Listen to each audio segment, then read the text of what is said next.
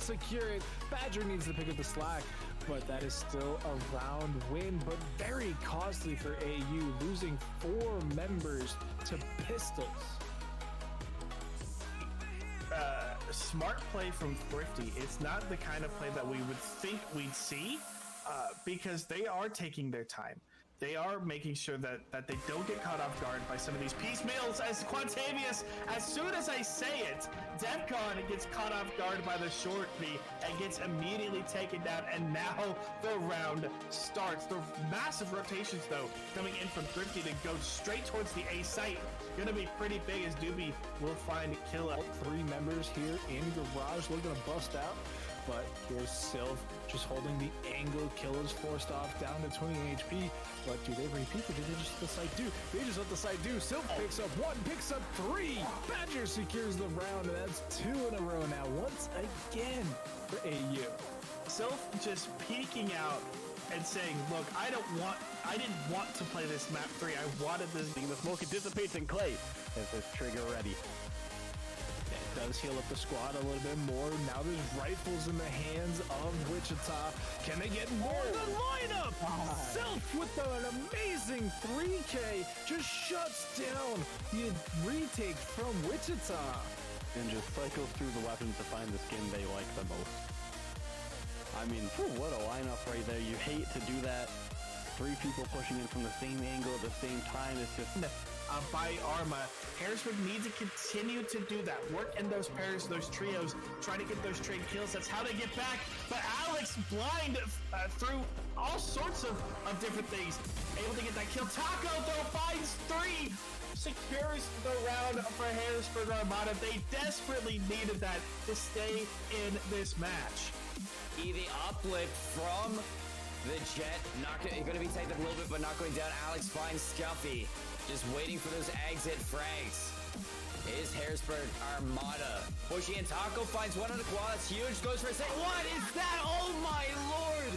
With the collateral, the sheriff goes for another one, but not gonna land it. To try to get this quick retake, but I don't expect too much from it because of the buy-up from Baba Booey. You see already the stinger of Spangly gonna take out Goaty. The repeat from Qua with the Spectre and Spangly to shut down the rest. A flawless round as it... If you could do basic math here down below, you see that we are tied 29-29 in terms of round score. We are literally so even in this series. We are flipping a coin to see who's going to get side selection going into Haven. This is quite possibly one of the best series I have ever seen, I've ever casted. So much fun, and you're catching it all here at the Pit of Valor. This is what we bring to you. This is what we love. We look tired. We are tired. But Thrifty with the double Bucky gang coming in. It's definitely something you like to see. Yeah, they're looking to try to wreak some havoc, so to speak, as Doobie will open up, wreaking havoc and finding that kill on the Badger. Yeah, but he can't be ready for this. It's Deluxy just picking up both. And that's a trade. Blast somehow finds Quantavious, though.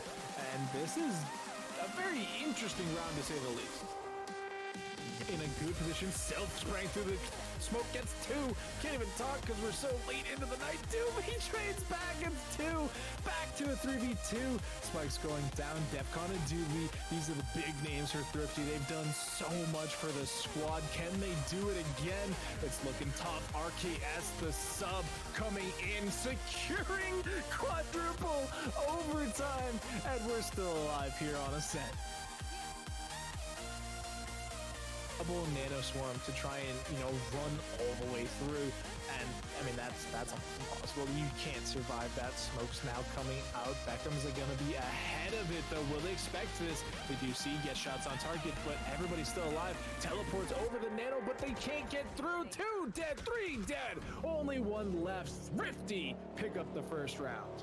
Oh, that is not how AU had planned that round, especially after how they played the first half and how they played. Comes up from Beckham, firing through the wall, but can't find the shot just yet, as Sylph will trade. Does end up getting that kill, but Defcon finds another one. Now it's onto the site. They're getting hit from all angles. The spike still needs to be defused. Deluxey trades back. RKS showing up for the squad as the fill-in, and Killa continuing.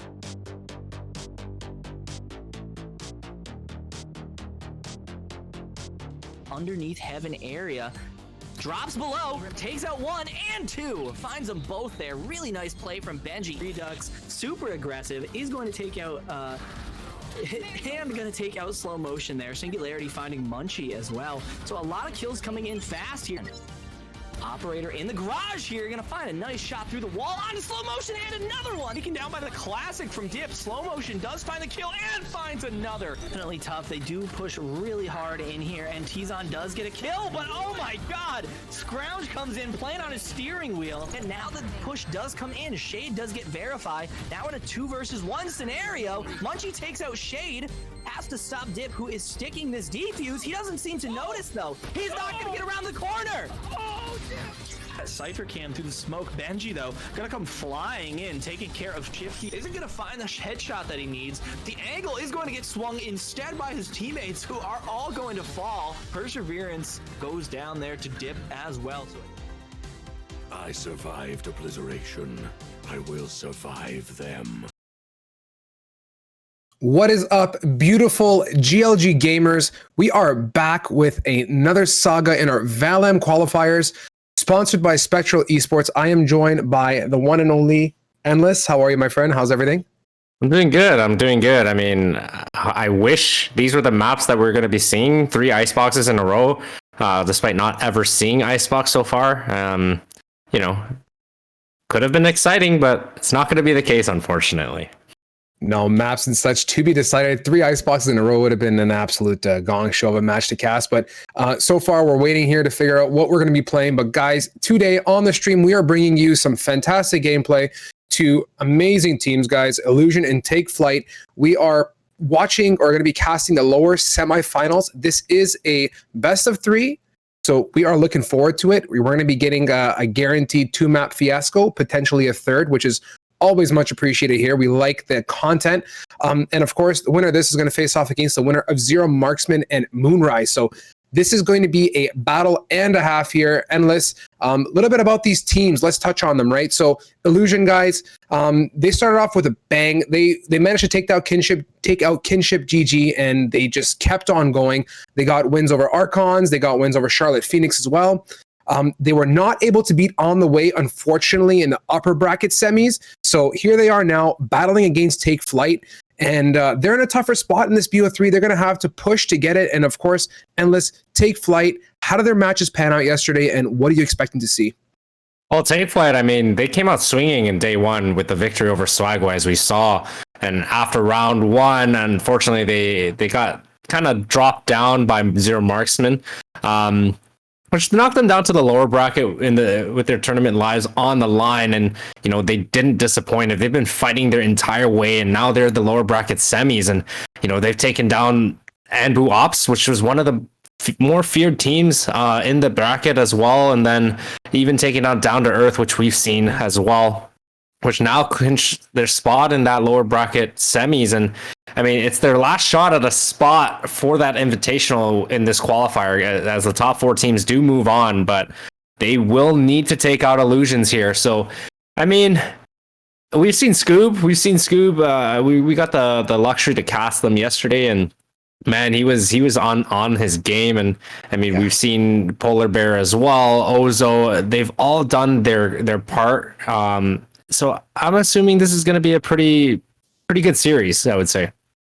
Yeah, a really good series indeed. And we just got reports, guys. Maps are decided. The fate is locked in. We're going to be having a beautiful Haven as our map 1, an amazing map that we don't get the pleasure of casting too often, which is going to be absolutely splendid. Bind map 2, and if we get to it, we'll see if we get to it, is Yield the Icebox. Kevin's dream is coming true. Alas, we get to cast it. You know what? I'm going to sit here and say, not only for the tight game factor for the map 3 that we want to see, but because it's Icebox. I want to see how some high tier gameplay pans out on that. But Endless, Haven, we had the pleasure of casting this yesterday. It was interesting. We saw the value of map control. We saw the picks playing a critical role. And all in all, we saw some really, really good plays and map usage all around. The value of the Jet, having your Cypher and Killjoys to post up as well, paid out dividends on that map for the teams we had the pleasure of casting. Thoughts on Haven? I know right now Take Flight is going to be defending to start off with. Given how their map panned out yesterday, we saw they're a fantastic attacking team. But like you said, Scoob and Caters, like they did work yesterday. What are you expecting to see on Haven? And how do you think Take Flight's going to pan out here on the defensive side? I mean, I'm expecting. I mean, Illusions. We've seen them play. I don't remember if it was Haven.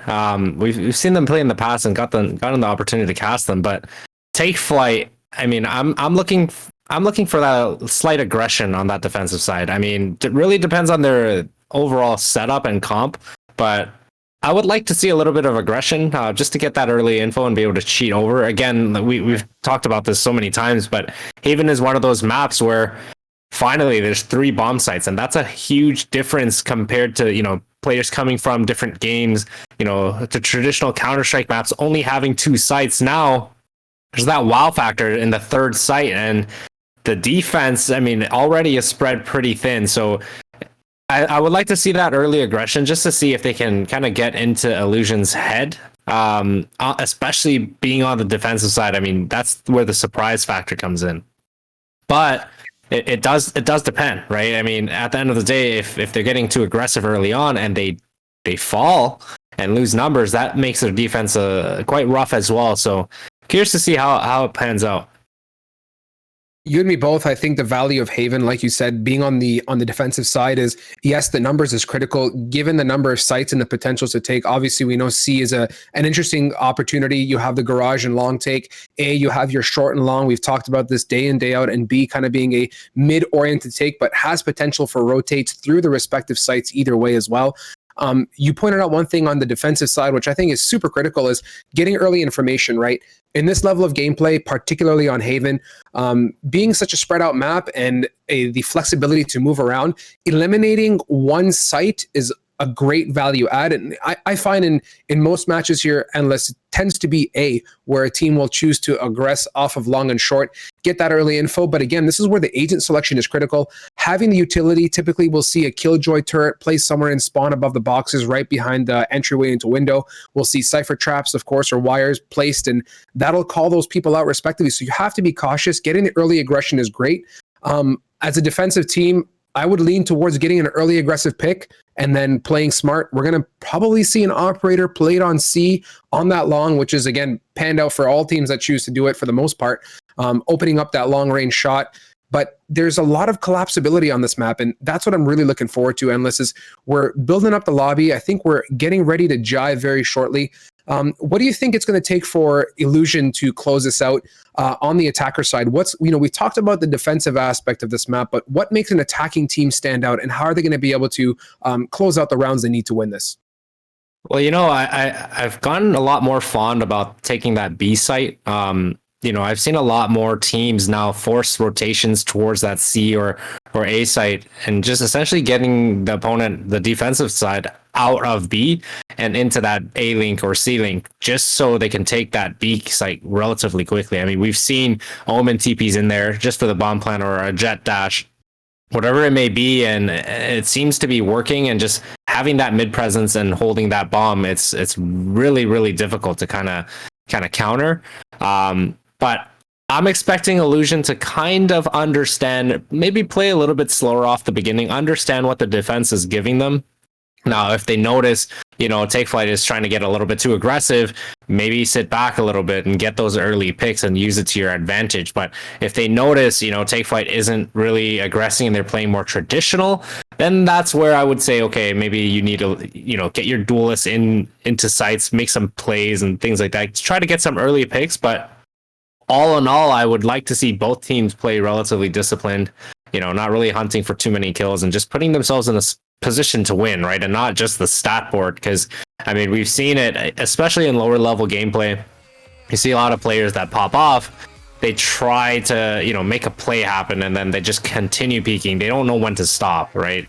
So, Yeah, it looks like we're getting everyone in the lobby. We're gonna get into that agent selection very shortly. So curious to see how both teams kind of set up and see how it goes. Yeah, you and me both on this. And, getting into agent selection, guys, there's one more thing here. Meal selection. Don't forget to use that code GLG10, guys. I know in a rush, we're here to watch some games and have some fun.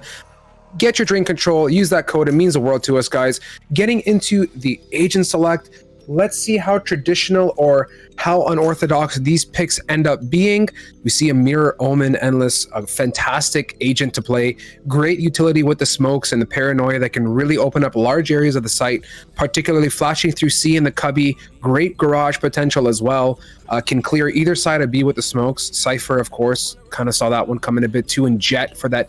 We saw a lot of usage of Jet, Endless. You mentioned you love the B takes, and Jet's great for that. Getting the smokes in, dashing into a corner and putting that spike down. I'm wondering if they're going to go ahead and lock a counter Reyna. I know you love your Reyna too, Endless. You have it there today. And time is ticking here. It's up to Scoob, who put in a hefty amount of work yesterday to lock in, going with the Phoenix. We are in for a treat here, guys, in this matchup. Looking really good across the board. That's honestly what I was thinking. I remember Scoob playing that Phoenix yesterday, so I'm glad he's back to it. And I wonder, now it's essentially just the difference between a Phoenix and Reyna. And I mean, Phoenix still has that run it back, has that ability to heal as well. Not quite the same as that Reyna, but I mean, if used correctly, both can be relatively dangerous. Yeah, they can be super, super dangerous. And unless we are just about jiving 30 seconds down on the clock here, we're ready to get into it on some Classico Haven, guys. This is a treat for all of us. Let us see what these teams choose to do. Looking like a heavy C bias round, but again, let's not get too jumpy here. There's tons of opportunity. C is the play. C could be the take, but you know what? It's early. They could regress and go back towards B here. I like seeing that early C take. We start to see a lot of teams do that, and I mean, it's a complete 180 from taking that A first round. And I mean, they're all grouped up. They're not really going to be split up aside from the Cypher, but Cater's able to open up the round with that instant kill on Zyme, and that leaves them in a little bit of a more difficult situation to be able to aggress. And now they're just going to really group up, not give any other info, as they're going to start wasting some utility at long C. And now you see take flight. 3 players already rotated to C. So this rotation and fall off was a really good decision by Illusion here, but they need to be able to take advantage of it shortly. Otherwise, the rotations are going to come in. As you can see, Scoob already pushed out long A, so they know it's not going to be an A take, it's going to be B, so now they're going to be pinched. This is where the aggression from Link is going to be huge, but we do want to see mid aggression as well, and rightfully so. That spike is planted in a cubby, which is favorable for Window, and Carno is just vibing there in the corner. He heard Scoob rather, but he was being pushed out from Garage and caught in a pinch. Numbers right now, Flight looking pretty strong. Omen health-wise, not the sharpest in the shed, but Papa Cola is about to be burned, and he's safe, but drops down as Ozo gets 1 and 2 with the Ghost, and they are on the defuse as Bandito gonna dash right in. Can he get him off? Yes, he can. Caters gets deleted. One more for himself, close range, as Scoob, alas, comes around and gets the job done, finishing off the second half of that defuse. Valiant attempt there for Illusion, who was not able to get that round for themselves. That was a good attempt. A very good attempt there by Bandito, and like he almost was able to get the third as well, and at that point I think he was just trying to delay, able to get the 2, so that's pretty good. Now, I mean, you see the force buy coming in, and here we go. We again, Caters. I'm pretty sure he was the guy that bought that Vandal last time too. I'm not 100% sure I like that decision, but I'm hoping he plays it further back and keeps that gun. Yeah, I feel the same way on this. We've been seeing this happen more and more often, but I guess it's not just limited to, I don't want to say lower level gameplay, but it seems like the Vandal round 2 is the meta, or at least getting there. But Bandito getting one, Zyme popping off on the Reyna, who we saw show up in our previous games we got to cast as well for Illusion, as JGM answers loud and clear, getting counteracted, and now numbers in advantage of Illusion. They desperately need this here, Endless, as Ozo is just vibing with the Stinger in hand. They're going to maneuver their way inside here and hopefully make some magic happen. Yeah, with Caters already lurking out CT, I mean, that's a good positioning, but Zyme has that crossfire with Omen and Hell. Zyme able to take out Ozo, but there you go. Hyrule takes out Caters, and like I said, they just gave up a Phantom. So if they were to lose that round, which they did, now do they force? And even if they do, or light by Sheriffs, a round that could have been won is now much more difficult now with a Phantom on the side of Illusion. Yeah, I'm not really driving too well endless on these round 2 buys, especially with the heavy guns. But now look at that, Zyme is sitting pretty with 2,300 and a Phantom in hand, 3 kills to his name as well. So Illusion in a respectable position to take another round. Let's see if they can capitalize with the big guns. So we see a bunch of Sheriffs in the hands of Take Flight. I'm curious to see that Papa Cole bought a Phantom as well here. But, you know, hopefully it works out in their favor, knowing that the other team's on an eco. If they were to lose this round, next round is a complete buy round for Take Flight. So ideally, you wouldn't want to lose that. And yeah, I mean, it's a big pick by Scoop here, getting Zeem and Carno. Able to trade that out, and now it brings it down to a 4v3 situation. I believe they still have 1 Phantom down to work with, but not a lot of room. And JGM able to trade out Bandito there with the blades out. Caters, I think it's just playing for an exit. JGM, no one has a Phantom yet, so Hyrule able to make sure that they keep their guns. And Papa Cole, I mean, I guess it's all worth that investment. Hopefully they get that other Phantom as well. Let's see if they did, and yes, Endless, indeed, they picked up that second gun. Finances looking absolutely spectacular here, guys. In our first map, feeling great. Illusion, 2 rounds to their name, and money to take it home as well. And Take Flight now, financially, a little bit pinchy here, but nonetheless, guns are in hand. It's a 1 round deficit, nothing to be jumping up and down about just yet. Let's see if they can fight their way back here and work their way through this, and hopefully pick up a round for themselves. It is a full buy for most of them, except for Hyrule, but he has other plans with that Stinger, and we've seen the Stinger being able to pull off some crazy plays with how fast the bullets shoot out. And Scoop opening up the round with that initial pick onto long A, and now I guess overall Illusion is starting to kind of panic a little bit and try to have to make a play, but Zeem able to open it up into B site, now looking for a second, but Scoob already rotated towards that A link, using this run it back, gonna try to come into sight, get some opening picks before falling down, but unable to connect. And Hyrule, does he know he's getting flanked? He has no idea. Caters flanked long C completely, and now they have the opportunity to wrap, but now Polar Bear getting bombed down. This round should be Take Flight's. Take Flight took that round, wiping it up.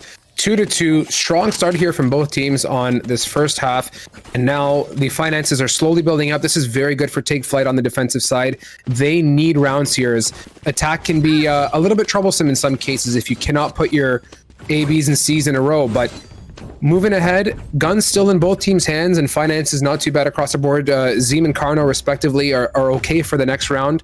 The rest of the team, not so much. So this is definitely a round that Illusion wants to bring home, and they don't want to lose any weapons. But let's see what kind of value they can pick up here, moving into round number 5. And round 5, both teams on a complete full buy, but the economy is hurting slightly now if they were to lose this round. But Scoop, again, opening up the round with a pick, but gets traded out by Hyrule. This time, Hyrule is a little bit more aware. He understands the surroundings, and now he's going to go in with his ult, maybe to get some info, making sure they didn't push long A. And this should be a fast A take here with Take Flight, not fully even rotated into sight yet. Careful now. No, A is the stomping grounds now. Endless is they are more than welcome to walk on here, set up their picnic table, whip out a sandwich and a lunch, and put that spike down, as Hyrule has rightfully done. And now it's a retake game with 3 individuals alive for Take Flight. Illusion in a great position with 4 bodies as well, and they're posted up, holding side aggressively here. Not too much, just they have Silva posted up deep at long, just chilling, as Ozo gonna try and make a move, trap out, and let's see if he jumps out here to aggress. Polar Bear working with his teammate, connecting 2 as well, and now numbers in advantage for Take Flight. Hunter's Fury is live as the spike is taken away, firing away as well. Papa Cole getting met with some resistance, connecting it, and now Caters cleans up the mess while Ozo sticks that spike and brings home the defuse. Yeah, that was a little bit interesting there with Polar Bear's peak and unable to get that connection, but he did get tagged once by that Hunter's Fury, so that definitely made a big dent to his health, and unfortunately unable to take care of that, but Caters always there to support. Here's the big support indeed. A much needed round for Take Flight. They're playing it right, and unless you pointed out something really well, you wanted the aggression on the defender side, and we saw that pop off there. We saw Scoob peek out, but you know, was counteracted, rightfully so. They're doing the right things. I just believe they gotta maybe, you know, warm up a little bit and get those shots feeling hot. As Polar Bear, one clicking, doesn't matter. Phantom to the head there, to the dome. Carno absolutely annihilated here. He's aggressing, has no fear whatsoever, and that dash is just superb for getting in and out of situations like that, Endless. That dash along with those smokes, and now he's on top of site, able to get the second as well. And now Scoob here to support as well, taking out these flashes, but is kind of stuck in this corner, and I think they do understand that he's still there. But that paranoia, able to make them doubt that call. I don't think it connected, but now Bandito getting burned alive, has no choice and just gets spammed down. It's all left to Zeem. I have this bike. Zeem last man standing, and Bandito becomes a Burndito as he's absolutely roasted there by the fire. I really would have wished they swung out with that paranoia, but I mean, rightfully so. There was two people in Cubby. It was the right call. They don't know if the Reyna... Zeem was not blind, actually, as he got away before the blind hit the jet. left. So that paranoia coming in clutch, it's all up to Zeem here, who's gently maneuvering, swinging the corner. That is the epitome of checking your corners, Endless. Spike going down. This could be a Reyna round that you love to cast. I like these Reyna rounds. I mean, having Reyna last man standing, look at that. Still full health, and it's a 1v1 situation. Does he get it? He does! He does! See, I like the way Take Flight kind of played that initially. I mean, we had one, I think it was Scoob posted up outside B, but then we had another one of his teammates around A-Link holding us another angle. But what ended up happening, I liked how passive they were. I like how disciplined they were. They didn't overpeak it, but they ended up rotating off, which left it into 3 1v1 situations at completely different angles. And that just made it difficult, made it very possible for Zeem to just clutch the round, especially with her being Reyna. I mean, instant health. Nothing beats the power of the Devour. Let's say that, as Reyna just excels in those types of situations. As change of pace here, we're getting an aggressive push onto C. No fear by Bandito, dashing into sight. Redemption for burning the last round, getting an early pick off as Hyrule to join in the battalion and pick one onto Ozo. And sight is rightfully theirs as the spike goes down Endless. And JGM gonna try and counter with the Hunter's Fury. Looks like they're gonna get a clean hold and maybe a flawless win. That was a very aggressive take, and they showed their dominance that round instantly, and right off the bat took out the players in C and just swarmed that site without giving Take Flight an opportunity to even counter. And they're forced to play the retake, but the issue is they were kind of playing one by one, and I'm not sure if Scoob is, you know, AFK or if there's a tech issue of some sort. Maybe he's just holding the exits, but at that point in time it just looked like he was looking at a wall. I hope Scoob is in one piece. He's going to be okay where he is. But maybe we're going to see a pause out here. I'm not quite sure. That angle was weird, Endless. You're right. He was kind of looking at the right side of the wall, and you can see in the mini-map what's going on. I mean, clean round for Illusion. The change of pace, I think, was really well done as well. Getting aggressive onto C nice and quick, dashing right in, and Bandito redeeming himself for what was a bit of a tough round there, getting stuck in Cubby. So looks like Scoob is a disconnect situation right now, as you guys can see here. So we are in a pause situation. Endless, thoughts on these first couple rounds? How do you feel, and what do you think we're going to be seeing? I mean, all in all, my opinion, fairly even across the board, and great aggression from both teams, both on attack and defense. You're right. Both teams are doing very well. It's a quite evenly matched up scenario that we're having right now. I like the discipline that's been being shown on both teams. I mean, I think there's just a slight bit of miscommunication in that round for Take Flight, to allow Zeem to essentially come back in that 3v1 situation. However, I mean, everyone's doing their part, right? This is one of those matches. I mean, we see the scoreboard. It looks relatively even throughout. Not one person really outshining the other, and you know, aside from that, there's no one that's really pulling the team down, right? Everyone is on the board, everyone is doing their part, so I'm looking forward to seeing more. Me too, Endless, as we are back.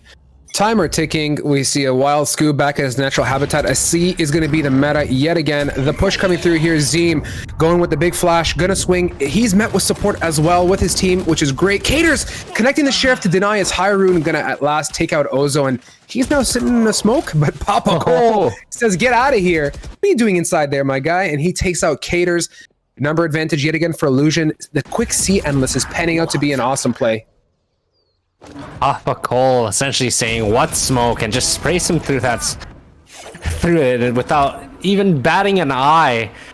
And I mean, the lurking role right now for Illusions, it's working well. Polar Bear on this flank, trying to make something happen, gets spotted, but now there's Scoob as well, taken out by Bandito. And it's all left to Polar Bear, able to get that initial pick, and I mean, he is very hurt. It would be wise to try to keep the enemy team in the site, making sure they die to bomb or just save the gun, which he's going to be doing, and that is the right decision there. Yeah, with the health situation on Take Flight there, Polar Bear was not in a position to be aggressing. You know, I'm glad I didn't see the watch this knives come out. That would have broken my heart, because I don't think he would have been able to connect the shots there to make it happen. So 5-3, Illusion, 2-round deficit here, a 2-round lead over Take Flight, who's been putting on a great show for us on the defensive side so far. Like you said, that round, I think given the pattern that I'm seeing on this, I think the aggressive plays are going to continue to pan out in favor of Illusion versus working slowly. I don't know if you feel the same way, but I think they're more suited towards quick, aggressive gameplay. Their quick aggression has won them a couple of rounds, and now you see it towards that A site. They're getting up fast. They got that jet dash across, and now run it back being activated, and no one to be found. They're just falling off, holding angles, making sure not to really peek this run it back, giving him information. And just like that, it kind of keeps the defense honest. They're not going to keep shifting. And now Carno, his job, probably to make some noise at C before falling back and grouping up at A. And Bandito and JGM able to trade out the kills, but Hyrule and Ozo, now it's 3v3 situation. They have the entirety of A site, and this is theirs to hold. It is theirs indeed. It's Illusion, spike in hand. Now they're going to get their way on to A, nice and clean. We see some teammates posted up in heaven. Polar Bear just knows. He heard it. I think that the box jump was what caused the issues there, as Zeem connecting the dink over there, but he's spraying through a paranoia, cannot see anything beyond his two hands in front of him, as Ozo going to swing with his team. Amazing job working together and swinging as a group. That makes a huge difference, Endless, on retakes. That was huge awareness there by Polar Bear, hearing that sound cue of that bomb being planted close left, and took advantage of that smoke. And that overall retake as a team was really well done. The paranoia coming in perfectly so that Polar Bear doesn't get sprayed down, as he did take quite a bit of damage there in heaven after that kill, and it worked out in their favor. Ozo comes back in after, just takes everyone out. Ozo bringing the bucket and the mop. 6-6 right now, feeling great. Numbers looking really strong across both sides. 4 rounds to the name of Take Flight, who on defensive side is, in my opinion, a great start. Polar Bear really understanding the concept of crouch jumping, getting on top of that box without using any util, which is just awesome. Jets thoroughly thrive when they have both the dash and the jump available. A Scoob getting aggressive. Traps irrelevant. Carnos thought he would be protected, but that didn't pan out, unfortunately. And let's see if they choose to go back to a bit more of an aggressive take, or if they stick to their guns and, you know, maybe slow it down again like the previous round. As the aggression coming through, Endless, Zeem fearless with the blinds, as Polar Bear is forced to shoot the ground there. And I think they're going to go and put the spike on C. See, this is the aggression that we were talking about early on. Illusion just being able to take advantage of the dash, and now you can see the lurking role. I mean, Jet still in that window, making sure no one is flanking Garage, and Zeem unfortunately gets taken out by Scoob, but it's still a 3v2 situation. They're not going to expect Jet being on the flank, or are they? He flashed and dashed away, but oh my god, Scoob! Just Mega Brain? Scoob's mouse pad is at this point just on fire from the sheer amount of friction that he's inducing while whipping his mouse around there as the round gets cleaned up by Illusion. Hyrule picking up the 2 for himself. Round 6 in the back pockets here. Feeling good, 2-round lead. Potential to close this out Endless with 8 rounds, which would be absolutely spectacular for Illusion. But Take Flight is continuing to fight and push their way ahead. So you can see Scoob there, 10-7. We saw some nice shots from him, but Hired and Zeem as well. You know what, Endless? I think for me, the combination of Bandito and Zeem there on the Reyna and Jet is a great combo. And when played together, they can make huge impact. But let's see if they can string it together like they have been. Well, this round, Take Flight being on a save in order to buy for the final round of the half, and Ozo playing super close with this judge can make huge things happen, but no one is going towards him. And Zeem being smart, not pushing and aggressing short, but do they know Scoob is there? Oh, Zeem! The second he broke that tripwire, all knowing, peeks and gets him back. Papa Cole able to take that out, and now 3v1 situation, 4v1, now 3v1. All left to JGM for Take Flight, and I mean, at this point, he just wants to get as many guns down as possible and gets Bandito through the box. Oh! 1v1 situation. Can he hold this? Oh my goodness. Oh, what just happened? Jeez. Somebody get this guy, you know, a sweatband, a towel, a drink of water, maybe 4 Gatorades and a power bar. This guy, or just, you know, two servings of drink control. That would do it too. I mean, this got off with the Sheriff that round. That was amazing. I mean, I'm blown away. We can get hopefully another peek at some of these shots here, but wow, Take Flight bringing home a clean round. And what was that, Endless? A 1v4? It was definitely a 1v4. I mean, one Sheriff, 4 Dreams, all of them connected. Someone should just get this guy a tier 1 contract right now. And in the contract, in the fine print, it says only use a Sheriff, and that's all he's allowed to use. Scoob with that early run it back again, just trying to get some early information, but Bandito already in A site with the knives out. They're looking to secure this half 7-5, but Take Flight definitely going to have something to say about that. Being in a 3v5 situation caters on this flank, but will definitely not expect Carno there. And just like that, 5v2 situation, Hunter's Fury coming out. They're not playing around here. No, they're sweeping it Endless. They're in a great position to bring home round number 7, ending out with a 2-round positive lead here. Moving into the second half is Zeem gonna answer back, closing it off with it's all up to you oldie JGM with 4 HP and no Sheriff. Unfortunately, this time he's gonna go for it, knowing it's last. 1 for himself, cannot connect the 2, and it don't matter when you got 4 bodies up, right? 7-5 Endless. A good start indeed, and strong half for Illusion. I was honestly, I'm still shocked about that whole Sheriff round and the way Illusion did play that. All separate angles. No one was able to really position themselves to be able to trade, but hey, they knew what went wrong. They came back the next round and just took it by storm. So 7-5, I mean, it's a good lead, but anything can still happen. Now the roles are reversed. You got Take Flight. Wonder if they can take Flight into sights here fast and quick with Polar Bear's dash. Maybe Scoob's run it back. I mean, there's going to be a lot of opportunity for them to get really aggressive here, but I'm curious to see how Illusion plays this. Are they going to stay aggressive? Are they going to maintain that energy? Or are they going to start playing a little bit more passive and a little bit more safe?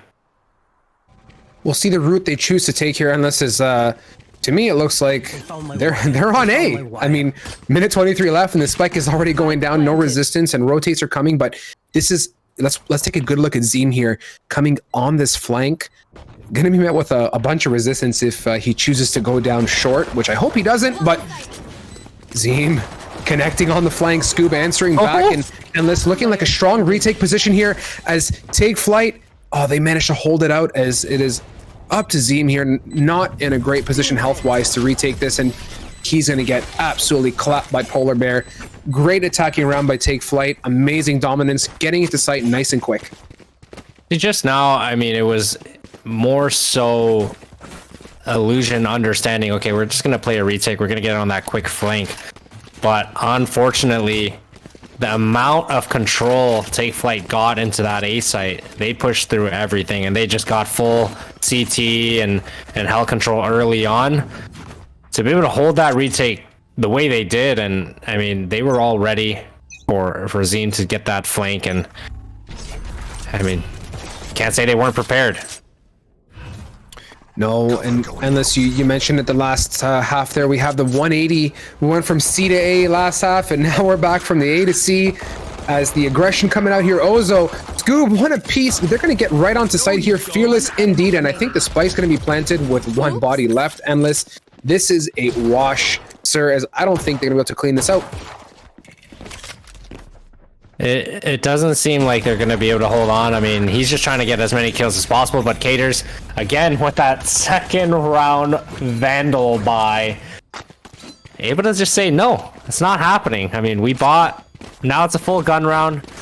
I mean, I feel like Take Flight's just going to try to bonus here, but they've done a really good job. I mean, we saw early that round as well. Polar Bear and Scoob, they're two duelists getting into that C site quick and wrapping site right away, and that's exactly what they want to do. And I mean, that's the kind of control that they're looking for, especially doing it together. They're really being able to peek together, getting those trades. Even if one were to fall, you can essentially ensure that they're going to get that trade.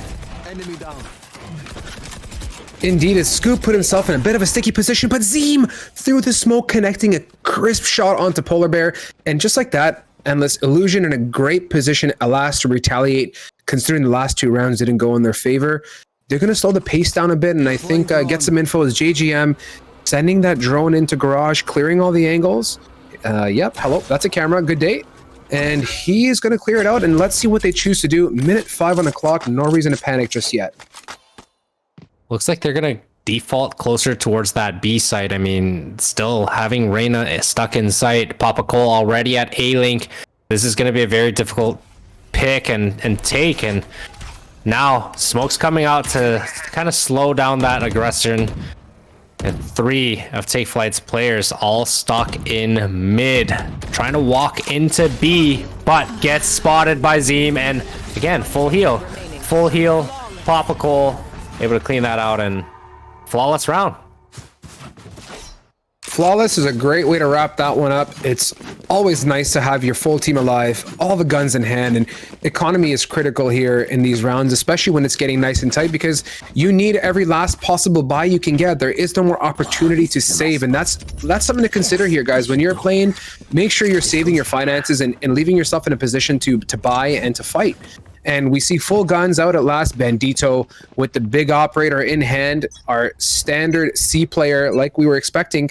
Let's see if he can make some magic happen here. Starting off in a slower default, Take Flight just trying to see if they can get some early info. Maybe see if, you know, Illusion will kind of mess up with their aggression, and it seems like Illusion is starting to play a little bit more passive here, not getting too cheeky, just getting some early info and playing together as a team, and it seems to be working, and it essentially has stopped Take Flight the last couple of rounds. So I mean, with the score being 8-7, Illusion is just going to let them walk into their crosshairs and hold these aggressive angles and call it a day. That sounds like a fantastic plan to me. Is they decide to, you know, work their way maybe towards a bit of B and mid, but at this point, they've pulled off a hefty amount of rotates, Endless, as they're going to be aggressing onto A, it looks like, as Polar Bear going to knock Zeem out of this one real quick as they run it back as well to get info on B and really sell that fake, as Kono getting met with a bunch of resistance on A, as Spike is going to be put down. No contest here until the rotates show up. I'm not sure if that TP was, I guess, on purpose, but now that you think of it, I mean, you could TP. I don't know if they're really planning that sense of, while I TP and distract, you're gonna swing with it, because the attention is gonna be all on that TP. And I mean, if that was the case, kudos to them, because it really did work. But I mean, Carno unable to connect to that Omen TP. That was a little bit tough, and just like that, Take Flight gonna win this round potentially flawlessly, as the rest of Illusion's members are just gonna fall off and save their guns for the next. I love the way that Omen played that situation and set the team up for the hold on A. It was great with that smoke. It forced the peek through, and it was just marvelous. You know, walking through an Omen smoke is obviously a big risk, and having it set up, knowing they're going to be coming from CT and doubling up under Heaven, was a really good show of teamwork, Endless. And that's what we like to see, is teams working together, not putting themselves in situations when they're alone and vulnerable to getting fragged out and unable to trade. So really good job here. Take Flight, evening out the score, 8-8, looking very strong here.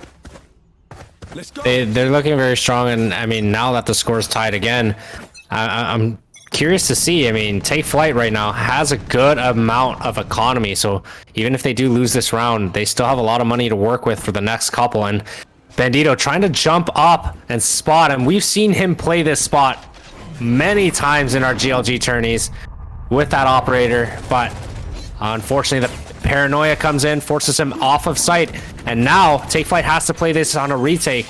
They're going to be planning it for long, and now they still have 2 ults to work with.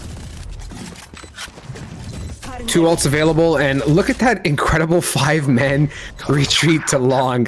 They've set up camp. Yet again, the picnic tables are out as they're playing for a strong post plant there. In that position, by that box, leaves so few options, but like you said, Endless, there's a great hole potential here, as they're going to just, yeah, look at Caters. They have 5 people, tons of weaponry, and they're going to just work their way through, but it doesn't matter when you're Bandito Scoob.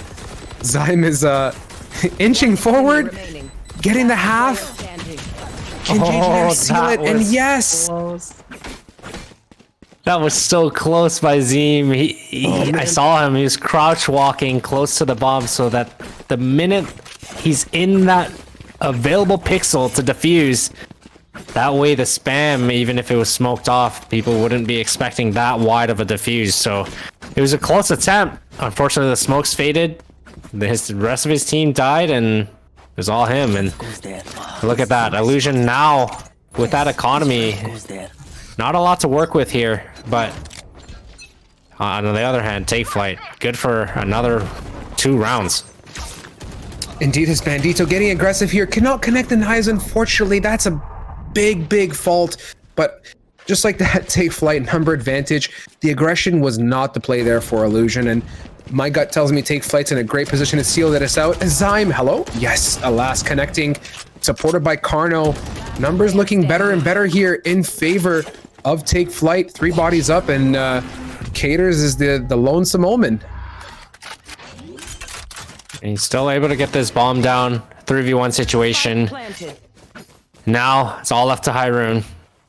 Polar Bear already watching that flank, so he's probably going to run into him with 1 HP. Knife out, not expecting that, and what else? What else can you say? 10-8. It's a good lead. Now it's another gun round, finally, for both teams.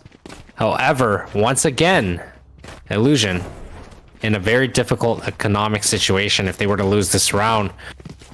Carno is essentially their piggy bank right now. Gonna be able to maybe drop 1 gun next round, but not a lot to work with once again.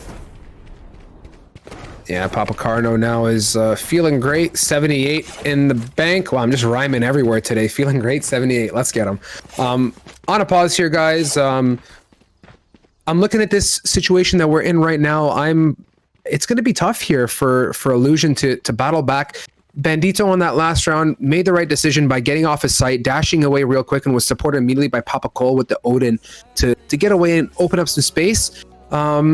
I don't know what it's going to take at this point. I've been a huge fan so far of Take Flight's aggression early on, but Illusion respectfully has been, doing their part as well. They've been holding their ground, playing together as a team, and setting up really well for the retake. So, Endless, I don't know. It's going to be interesting to see how this pans out, as the rounds are pretty tight as it is.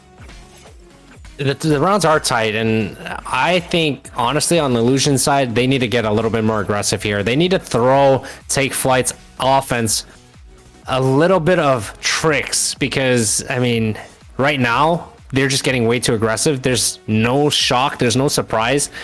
they're playing too passive, and they're able to get these sites. And right now, their post plants are way better than Illusion's retakes. So I would like to see that early aggression, just to throw a couple of swings back towards Take Flight's side, catch them off guard. But it doesn't seem like it's going to be the case yet. They're still playing relatively passive. They're not going to get too much aggression off the bat. And, I mean, with that owl drone going in, spotting one, there's not a lot of info that they have gotten on Take Flight's offense yet. No, not really, Endless. And Scoob, like you were pointing out, was really good at there in the attacker side. Or on the defensive side, sorry, getting that early peek at a garage. We saw him do that a couple times and get the info, which paid dividends. It also, proved to be a bit of a punishment in some cases. So the aggression is valuable if you're only able to connect that kill. It's even more unfortunate on a defender side, especially on a map like Haven with such a widespread number of sites from, C to A respectfully. It's tough. You don't want to die, but at the same time, the numbers mean the world here. And looks like they're grouping up for a slow and steady A take as timer's ticking here, guys. A bit longer than we've seen so far. That was a very good timing, especially with Papa Cole, Owl droning, and able to get one on that entry. But now, once again, the aggression is not there, and they're forced to play this retake on A. However, Take Flight already down a member. On top of that, their Jet has no health, so it should be a very winnable round for Illusion. But there you go, you get Bandito dashing into sight by themselves, and they're just not working together right now. No, they're not. And uno, dos, tres, Phoenix, Scoob there, cleaning it up, getting a 3K to his name, and bringing it to an 11-8 lead for Take Flight. Now the gap increasing. They should be feeling a lot better about themselves. Looking at the finances, the piggy banks are overflowing with stacks on stacks here as Illusion in a bit of a tighter position. You can see some, I guess, broke buying. Papa Cole is actually buying with basically nothing available. So they're really trying to dig, and it might be tough here unless for them to close this out. I mean, this round is essentially more so let's play for the win, because they don't want to go for a tie. But early on, Zeem and their Jet, Bandito, getting hurt. And Polar Bear able to open that pick towards Papa Cole as well. And Hyrule trading that out along with Zeem. But again, Zeem, doesn't matter if she was hurt earlier. Full heal. Full heal, over heal. Feeling great, and you know what? That Zeem got some early damage there at B, and was, this is the beauty of Reyna. Endless, like you said, is you can pick up a Devour and off you go. You're back in the races here as Carno gonna cancel out Scoop, who came around the corner, guns a-blazing, and now they're gonna try and pick up that spike that's pinned on short. Caters met with a whack load of resistance here. I don't foresee this panning out too well, as he's gonna be met with 4 people in about 2 seconds. 4 people indeed, and now, I mean, just 3, however. They're gonna play it safe, and they turned this round right over. And I mean, starting the round, I thought Take Flight had that early pick, and, well, not an early pick, but they did a lot of damage at mid, which really started in their favor. But then I'm not sure what fell apart. I mean, they just really weren't on the same page. They weren't really communicating as to what they were going to be peaking, and they just got flanked left, right, and center. And I mean, just like that, Illusion able to turn that around, and now it's 11-9. So that force buy is well worth it. The force buy really was worth it. And, we always say, do you save for the win? And it's a tough choice to make, but you obviously want the firepower. And when you have the Reyna diff, which is basically, you think about it, free armor in the reality of things, it's okay to buy. There's nothing wrong with that, and you can work together as a team, and it panned out, like you said. And I think the pace changing slightly here. Now a little bit more, I guess, discipline or control coming out from Take Flight. Spike is sitting back. I think we're going to see a bit of a mirror of what we saw when they took A there, with a round kind of slowed down, 40 seconds left on the clock, and then they made the play. Let's see what they choose to do here. Is looking like C is the choice, Endless. Joke's over. You're dead. And one thing I'm not sure what happened with, I mean, now that you see Take Flight, they're not really getting too aggressive once again, and they're falling back into more of a default attacker side role when that early aggression was really working for them. And now, I mean, they have faked C. They left everyone out at A. However, I think B is the play here, and it seems to be what Ozo has in mind, already coming up towards that B site, watching that C link, but will they be able to catch one? Papa Cole about to peek this. Will he get met with, yep, Ozo able to take him out, and that's B site. So now that is the overall ideal thing to play. Oh my goodness, Bandito able to flick him back. I did not expect that. I thought Scoop had that for sure, but that last second flick worked his favor. Yeah, and Bandito now in a 5 HP pickle. Sitting over there at the A-Link side towards B. The spike is down. I would love to save that $5,000 investment. Little knife examination as Bandito going to walk up into A heaven and take cover as the spike is going to blow. Smart choice. I mean, knowing the Take Flight has 2 ults, especially with the Sova ult, being able to play that bomb at a good range, and with him only having 5 health, I mean, that was definitely the choice, and they do need that gun for this coming round. Ooh. He wasn't careful there, he would have died. You can tell JGM has definitely faced a spike explosion or two in his time from the A side, but all in all, match point, Take Flight in a position to close this out here, guys. 20 bomb on Zeem. Looking good and healthy. Reyna diff, Endless, your favorite, and being answered back by Scoob on the other side. So let's see if they can close this out and what the play is. Take Flight, if they're going to choose to aggress or yet again run some timer down. You're right. I mean, the Phoenix and Reyna diff, not too much of a diff so far comparing, I mean, one kill difference. Pretty respectable overall. But now that aggression is coming back. Hunter Spirit coming in, able to tag one. And now they're running into C, getting that early push. But Zeem already on the flank with this ult. It's going to expose him. And now they are aware that he is on the flank. Well aware is Zeem in a position now to contest. Going to be met with some support by his teammate. As they're going to try and take this back, they're well aware that Zeem is there. And the team is so well posted up. Take Flight, up the numbers here. If they play this right, work together on a great crossfire, they can seal this up as JGM getting them one step closer to bringing home map 1 for Take Flight. It is up to Zeem here in a clutch situation. Darts left, right, and center. A connection is made. Zeem 1. Dismissing, met with resistance from Ozo to bring that dub home. Endless. Map 1 is in the books here as an incredible job closing that out, and that is our first map. You know, if Ozo was not there just now, I had incredible hope for Zeem, especially with that Reyna ult being active and just being able to dismiss and disappear into thin air. I think that was just so crucial, and it worked out really well. We saw JGM really step it up as well for their team. That 1v4 Sheriff was just, oh my god. That was so clean. I mean, everything about that was just beautiful. You know, and for me, Endless, I'm looking at it. I loved Take Flight's push, their pace. You know, for me, we talk about pace, right? This carries into not only esports, but actual sports that we play, basketball, whatever it may be, is having a pace and working as a team. And we saw the aggression and we saw the passivity as well. And that change up for me is, I think, what really drove Take Flight to the next level. They were able to work as a team. They traded really well. They had fantastic aggression. I mean, looking at the scoreboard here, JGM did a fantastic job, and we cannot dismiss the fact that Illusion also had an incredible game. I mean, Bandito was definitely showing up with the operator we see there, but Zyme, of course, I was really hoping that diff would be there and to close that out. All things considered, Endless, a fantastic game and a great way to start this off.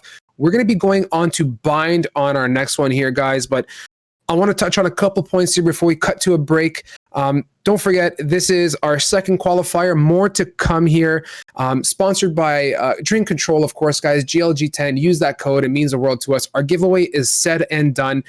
Congrats to Gracie who won, but guys, be sure to join our Discord regardless. Check out our Twitter, our socials, all that good stuff, because we want to connect with you. We want to be a part of your day-to-day, and we love having you here watching us. And we're going to be back very shortly, guys. Stay tuned. Don't go anywhere. Game number 2 on Bind in a short break.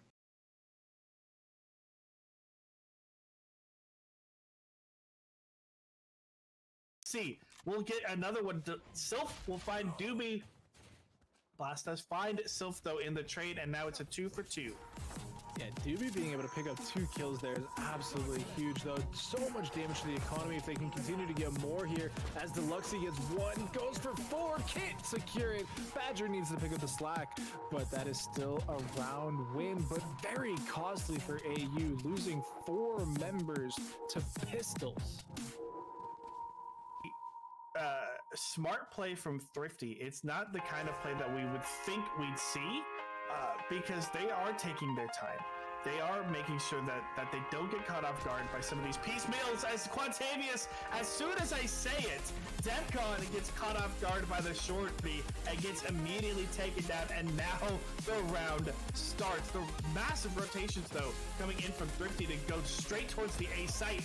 Gonna be pretty big, as Doobie will find Killa. 3 members here in Garage. Yep. Looking to bust out, but here's Sylph just holding the angle. Kill is forced off down to 20 HP, but do they repeat or did they just let the site do? They just let the site do. Sylph picks up 1, picks up 3. Badger secures the round, and that's 2 in a row now, once again for AU. Welcome back, beautiful people. We needed a quick 2 seconds there to collect our thoughts. Zen, connect with our inner selves as we're going into some good old Bind.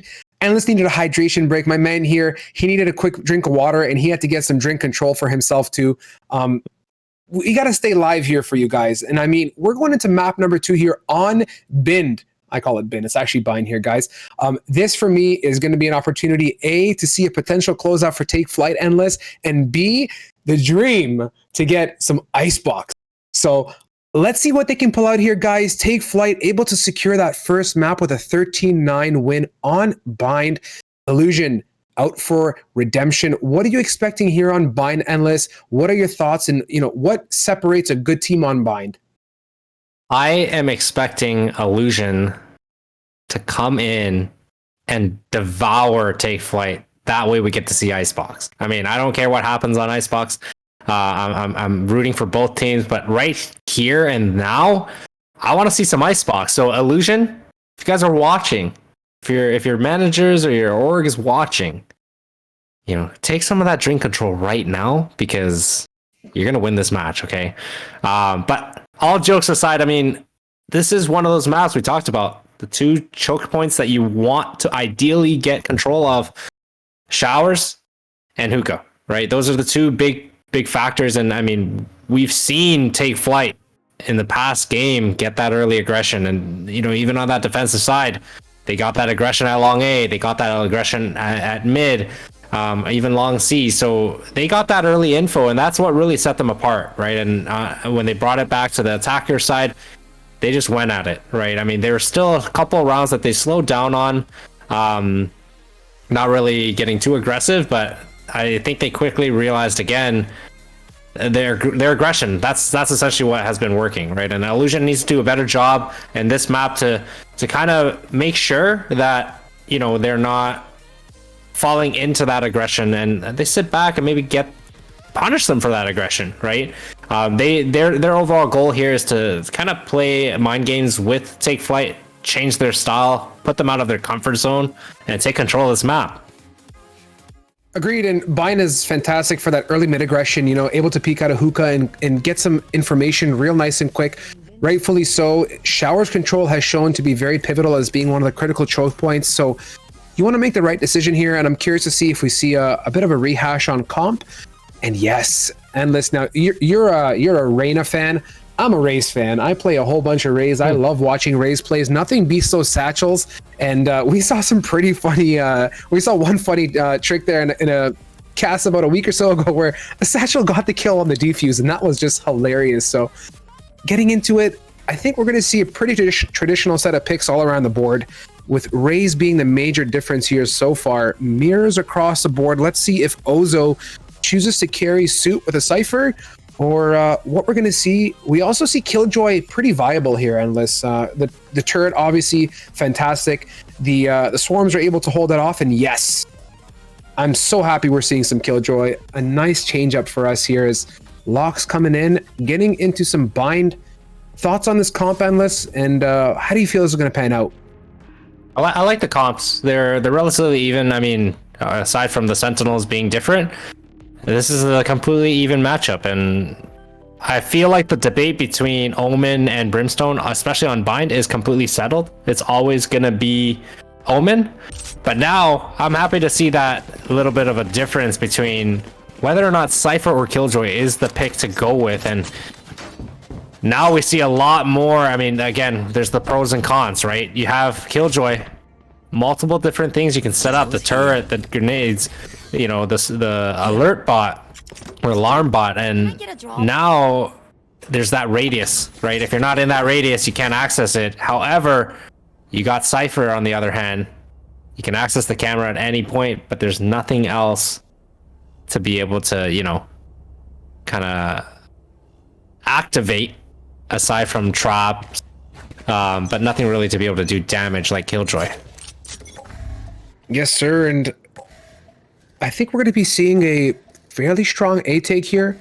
Traditional all around the board. They're going to go for a short shower split unless some star just decides to misalign here, and Carno is just vibing there on the cam. We see the orb being picked up as well, and smokes out into heaven.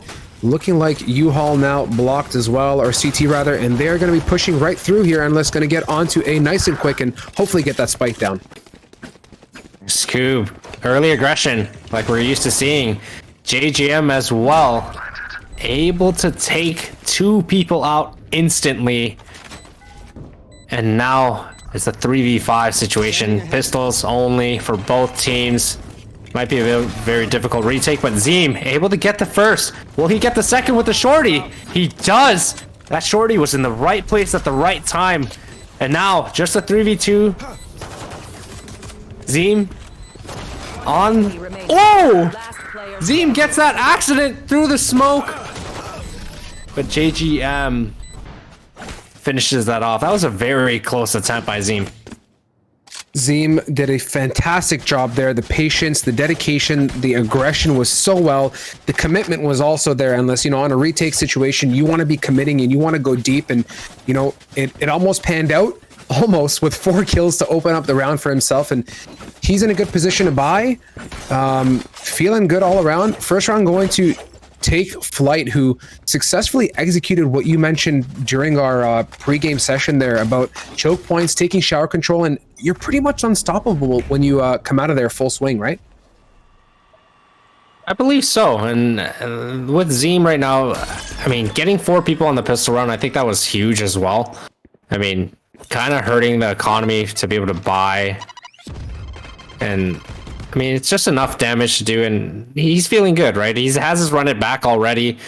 He has a flash ready, and now if they're coming along B, this is where he can make some things happen. Getting that initial pick, has the run it back still. I think he's going to be able to take advantage of that here. I think so as well. As yeah, you know what? Unless they were going to go for it, and I think they said, you know what, we've pulled enough power here. We got some forces over, and you can see rightfully so, Omen and Phoenix are now kind of making their way back to a more rotatable or already rotated position, as they are going back to what worked before, looking like shorts to play. But Carno going to deny there. Second round, Marshall in, and Hyrule as well. And I think they're going to be in a bit of a pickle here, trying to get onto A, as JGM now is just going to have to hold, and round looking very strong for Illusion to bring it home for themselves. Let's see if they can make it happen. 30 seconds left. What a pick by JGM. And this is the aggression that, you know, Illusion wanted. Holding those angles, that force buy turning out in their favor, and now it resets the economy for Take Flight, and now they can bonus here and probably bring a second round. The bonus is the play. It's always the play. It seems to be the play. And you know what? Right now, Take Flight is just gonna, chill out. They gotta chill out a bit. Their finances need to build back up. The piggy bank is definitely low, and I think we see a good position here for Illusion. They can bring home one more round here being on guns, but hey, you know what? We've seen some pretty sleek Pistola plays, and I don't know. We'll see what happens here. Too early to get too far into it here, guys. We're on a quick tactical pause. Just gonna jive. I'm looking for early picks, maybe not this round or the next as we start to build finances and get into some big guns, but getting that early aggression for Illusion is going to be critical. Like I said, getting that mid peak, poking your head out, maybe a little bit of shower control nice and early would be beneficial as well as a choke point. For me, A analyst, we talk about U-Haul as a critical point for me on A takes. I think you feel the same way, right? U-Haul is one of those areas. I mean, it's a risky play, especially on an eco though, because of the shorties and the judges, even the Bucky for that matter. But it is a crucial area to kind of hold, but it is also difficult. I mean, you see some teams hold it really well, but even playing on the retake, even sometimes, honestly, I've seen a lot of teams, especially when they use Brimstone, ulting U-Haul as the bomb is planted, because majority of the time the attackers try to get that early control and it ends up biting them in the back, because who ults U-Haul when the bomb's being planted? This team able to get 2 picks and the third, still has the run it back, still has his molly to heal. This might be another flawless round here for Illusion. Scoob showing what it means to be disciplined there with the triggers is the shock dart from Papa Cole, whipping out his graph paper protractor and everything else in between, lining that one up for a quick and clean kill. And now Illusion in a flawless position to win this round. 45 on the clock is Ozo, spike in hand, gonna be met with a battalion and then some here, as looking like Hookah is the play, but the crossfire looking really nice here, Endless. The crossfire is there, 30 seconds left. but now he's got these nades. Oh, the Boombot able to come out, knock him down to 1 HP, but Ozo still gets Bandito right before he falls. Wow, what a one sheriff right there. Yeah, the days of the one Deagle, the one Deagle are gone. Now it's the one Sheriff. 9-1 Zeem looking really good so far. A very strong start for Illusion, a good change of pace. I mean, we saw a very similar style of initial game startup in our previous matchup, fairly even across the board, and it only started to split or separate, and the gap grew towards the latter end of the second half. I'm expecting some of that as both teams start to pick up some steam and get the engines roaring, as I think they're going to play a slow and steady default here. Spike is down. They're going to go towards a pick situation, but Zyme trying to get some info, unable to do that unless. Playing pretty conservative here. I mean, still a 5-on-5 situation. Not a crazy amount of information is given or taken. So now it's down to the bonus round. I mean, Illusion having bonus guns. If they can get as many guns down here as possible, this would definitely work out hugely in their favor. That paranoia coming in, smokes coming in, they're ready to start trying to take this B site, but no, they're looking to kind of fall off to go back to short, and there's already 3, possibly almost 4 players on Illusion already rotating towards the B site. This is going to be a bit of a pickle here for Illusion on the defense, unless they quickly wake up and realize that it ain't going to be a B take. And here comes the Omen Smokes as well, similar to what we saw in the previous A takes. And Carno in a position here with the Vandal, gonna get spotted out there by the dart, and he's in a position to hopefully get some picks as they're aggressing in heavily. Scoob, full blind, getting swung left, right, and center. Zyme connecting. Ozo and Bandito making the magic happen. Bandito Guardian in hand. Take Capers, one more for the book, and a 4th one to close it out on JGM. That was so clean, Endless, connecting headshots left, right, and center. Who needs more than 1 bullet at a time? Come on. Bandito showing us that it doesn't matter. Bandito is the bandit of that Guardian. making some amazing shots connect, and that discipline, guys. The Guardian critical there. The head's got to be lined up for the click. Otherwise, it ain't going to work. But that one shot to the head is just so clean. And Bandito there, Endless, that was a treat to see that beautiful 4K in this matchup. 3 rounds for Illusion. It was definitely a treat and a half, to say the least. And I mean, top flick. That's the recipe for disaster. And I mean, he made them pay. He punished them. They won that bonus round, and it's much needed. Now, Take Flight broke, or should we say LeBroke, and nothing really left to do here. Nothing left to do except spectate that beautiful drone flying across showers so majestically. And pace has changed, unless, or I could say almost in suit to what we saw last round there. Spike is down. They're going to just take it nice and steady. They don't have too much firepower in their name, so they just got to work it slow and hopefully open up a side, potentially throw a swing as Bandito still sitting nice with what looks like a Guardian from that scope and what we saw before. And time is a ticking, 43 seconds. Bandito, just click. Just click. Imagine.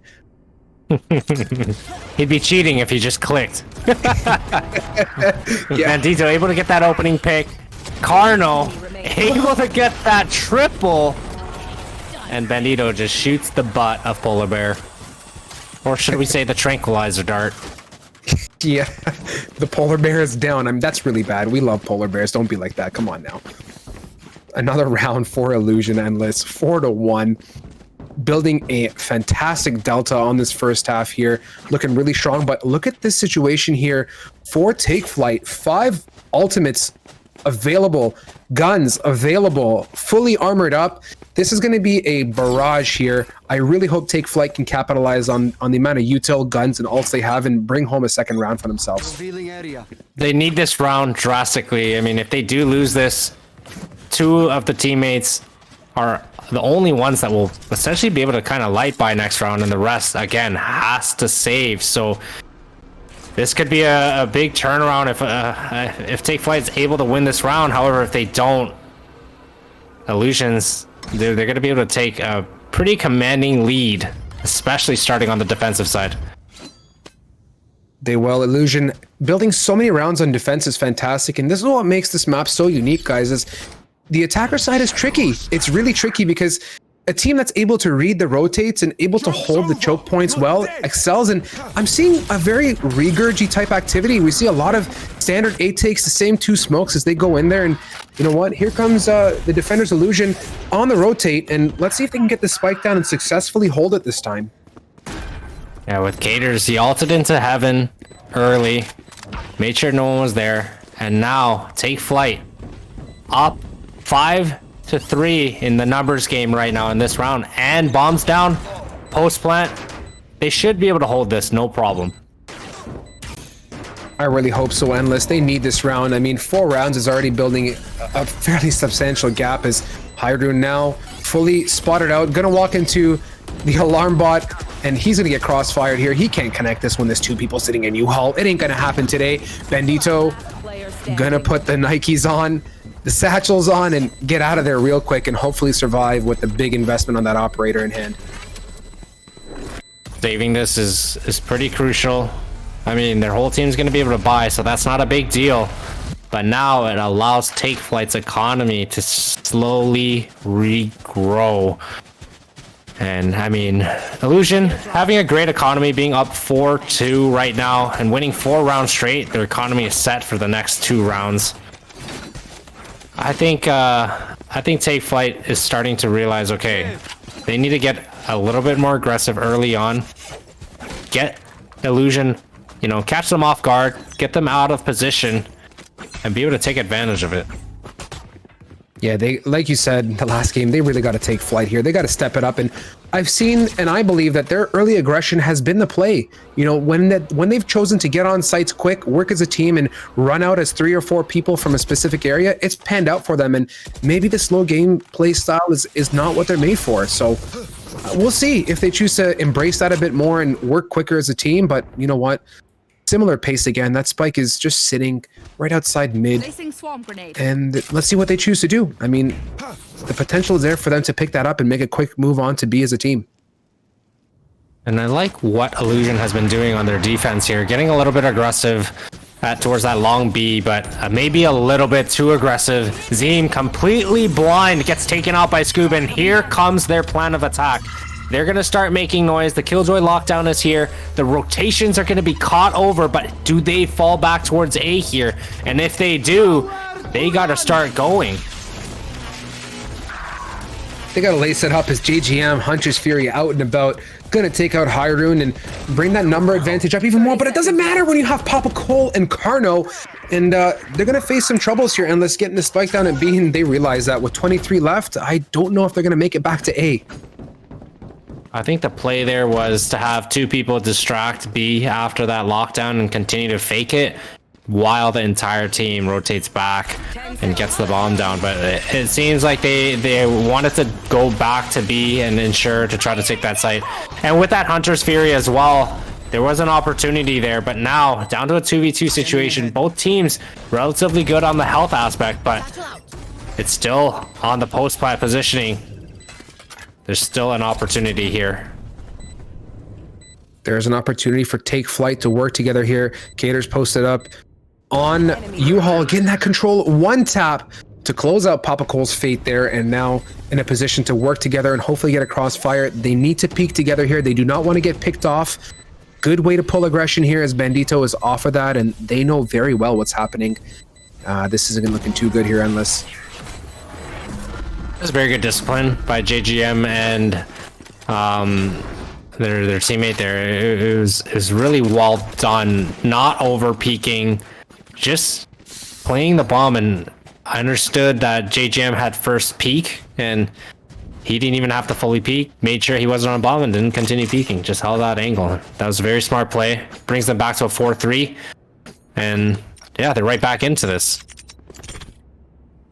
They're feeling great. The teamwork has been great, and it earned them that round. And I think, you know what, that round they were just able to connect shots better. All things aside, they made the right decision. It was kind of tight, though. I mean, I'm not going to lie. Things got a little bit sticky, but they made it work, and they played a good crossfire setup, or rather a good setup altogether to hold that. Didn't get too peaky right away, knowing that they could get contested and taken out, and looking like the pace changing now, going to hopefully a quick A. The spike is not down like what we're used to seeing at mid.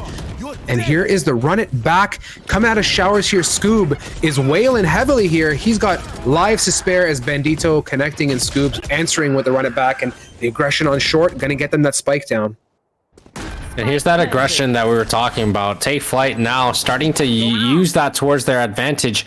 I mean, understanding there might be 2 or 3 people at A at the most, but making sure all 5 players are pushing together, getting those trades together, and just working together. And this has been working really well. They're up 3-1 in the numbers game right now. Bomb is planted. It's going to be a very, very difficult ride for them to take this back. Yeah, this is one of the scariest roller coasters you could be on for sure, as they're going to have a really hard time here. Illusion in a position to, unfortunately, oh man, Papa Cole is just outnumbered. Cannot bring that home as scores evened up on the board here, 4-4 here, and this is slowly turning out to be a repeat of last game, Endless, in terms of the score and how it's panning out. Exactly, starting off close, and Take Flight being quite quick on their adaptation to be able to understand how Illusion has been playing it, and right now they need to start getting a little bit more aggressive. I think they just need that wow factor. Take Flight is essentially doing what they want when they want. They're taking the sites when they want, at the exact same time as they're initially taking it. So there's no sort of delay that's happening. There's not really any I guess resistance, because they're able to force Illusion into a position that they want them in. And I mean, now finally we're seeing Zeem getting a little bit aggressive in this hookah, but does he expect Polar Bear? No, Polar Bear does not, just falls off, not expecting Zeem to be in there. And now Ozo evening it out, getting that trade. Now still 4v3 opportunity for Take Flight to be able to swarm this site once again, and all that's really at A right now. Papa Cole close up U-Haul with a stinger, along with Raze. Spike going down here onto site, Endless, and looking very strong. Take Flight in a position to bring it home as Papa Cole gonna get one on Scoob, but traded out, and now still in a position, number advantage. Run it back is present and accounted for, not able to close out too much there, and Illusion still disadvantage. I really was hoping that Run It Back was gonna bring some light to the end of this tunnel, but unable to do so as Zeem swinging turret available, but it don't matter when you're shaking and jiggling everywhere, connecting all sorts of shots. Caters to answer back, and look at that spike diffuse. Really really great job for Bandito. Well job, holy canoles. That was a excellent retake by Zeem and his entire team. I mean, those opening picks, Bandito able to finish it off. That was really well done. The delay was just enough time for Bandito to fully defuse, and on top of that, come out with that Sheriff to get that gun. And now they take back the lead, 5-4. Let's see if they can continue holding it. I like their aggression. It's not as much as I would like, but they did okay. They did just fine, Endless. They did just fine, and pace kind of slowing down a bit. You know, you guys will see me talk about pace pretty often. I think it's critical here to understand how to change it up, how to keep things challenging for the defenders, and making them understand that it's not the same repetitive rinse and repeat activities of push this site, push that site, same default. You know, you want to be working the right defaults at the right time, but sometimes it's more than okay to just slow it down and fall back to a pick position, open up a site, pull a rotate, get the intel, and, you know, listen before committing to anything. And we see that happening now as Omen gonna teleport onto A, reading this really cleanly. Oh, it's the cancel. There's not. If he came there, that would have been fantastic contest. And I think Take Flight gonna execute yet again onto the A site as Ozo opening this up. Looks like a potential clean take. They're getting on there. Bandito able to pull out that showstopper and grab Scoob, but once again, oh, Zeem with that flank. They had no idea. That's what I was wondering. I was like, I know Zeem was aggressing Hookah, but where is he? And I mean, that ended up paying off.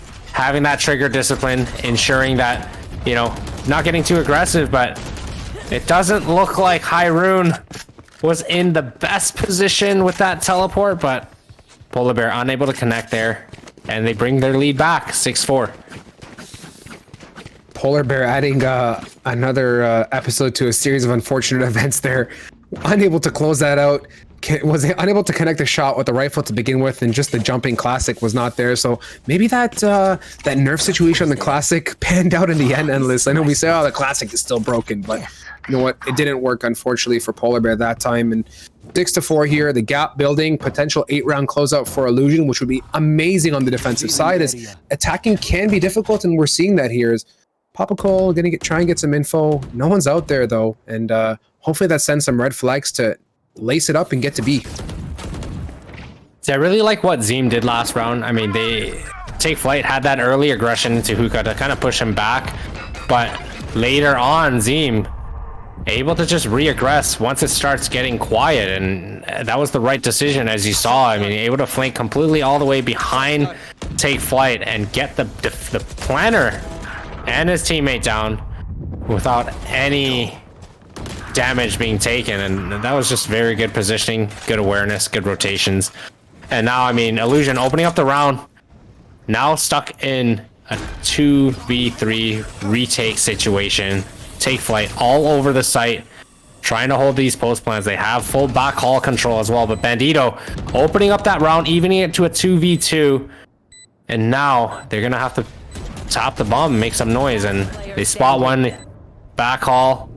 Unfortunately, gets sprayed through, and JGM saying, "No, we're having none of that. We're coming back. We're gonna try to even this out, 6-6 half." Last round in The wall almost worked out in their favor. The unfortunate thing with that is the wall leaves a little bit of an initial gap when it first gets put down from the starting point.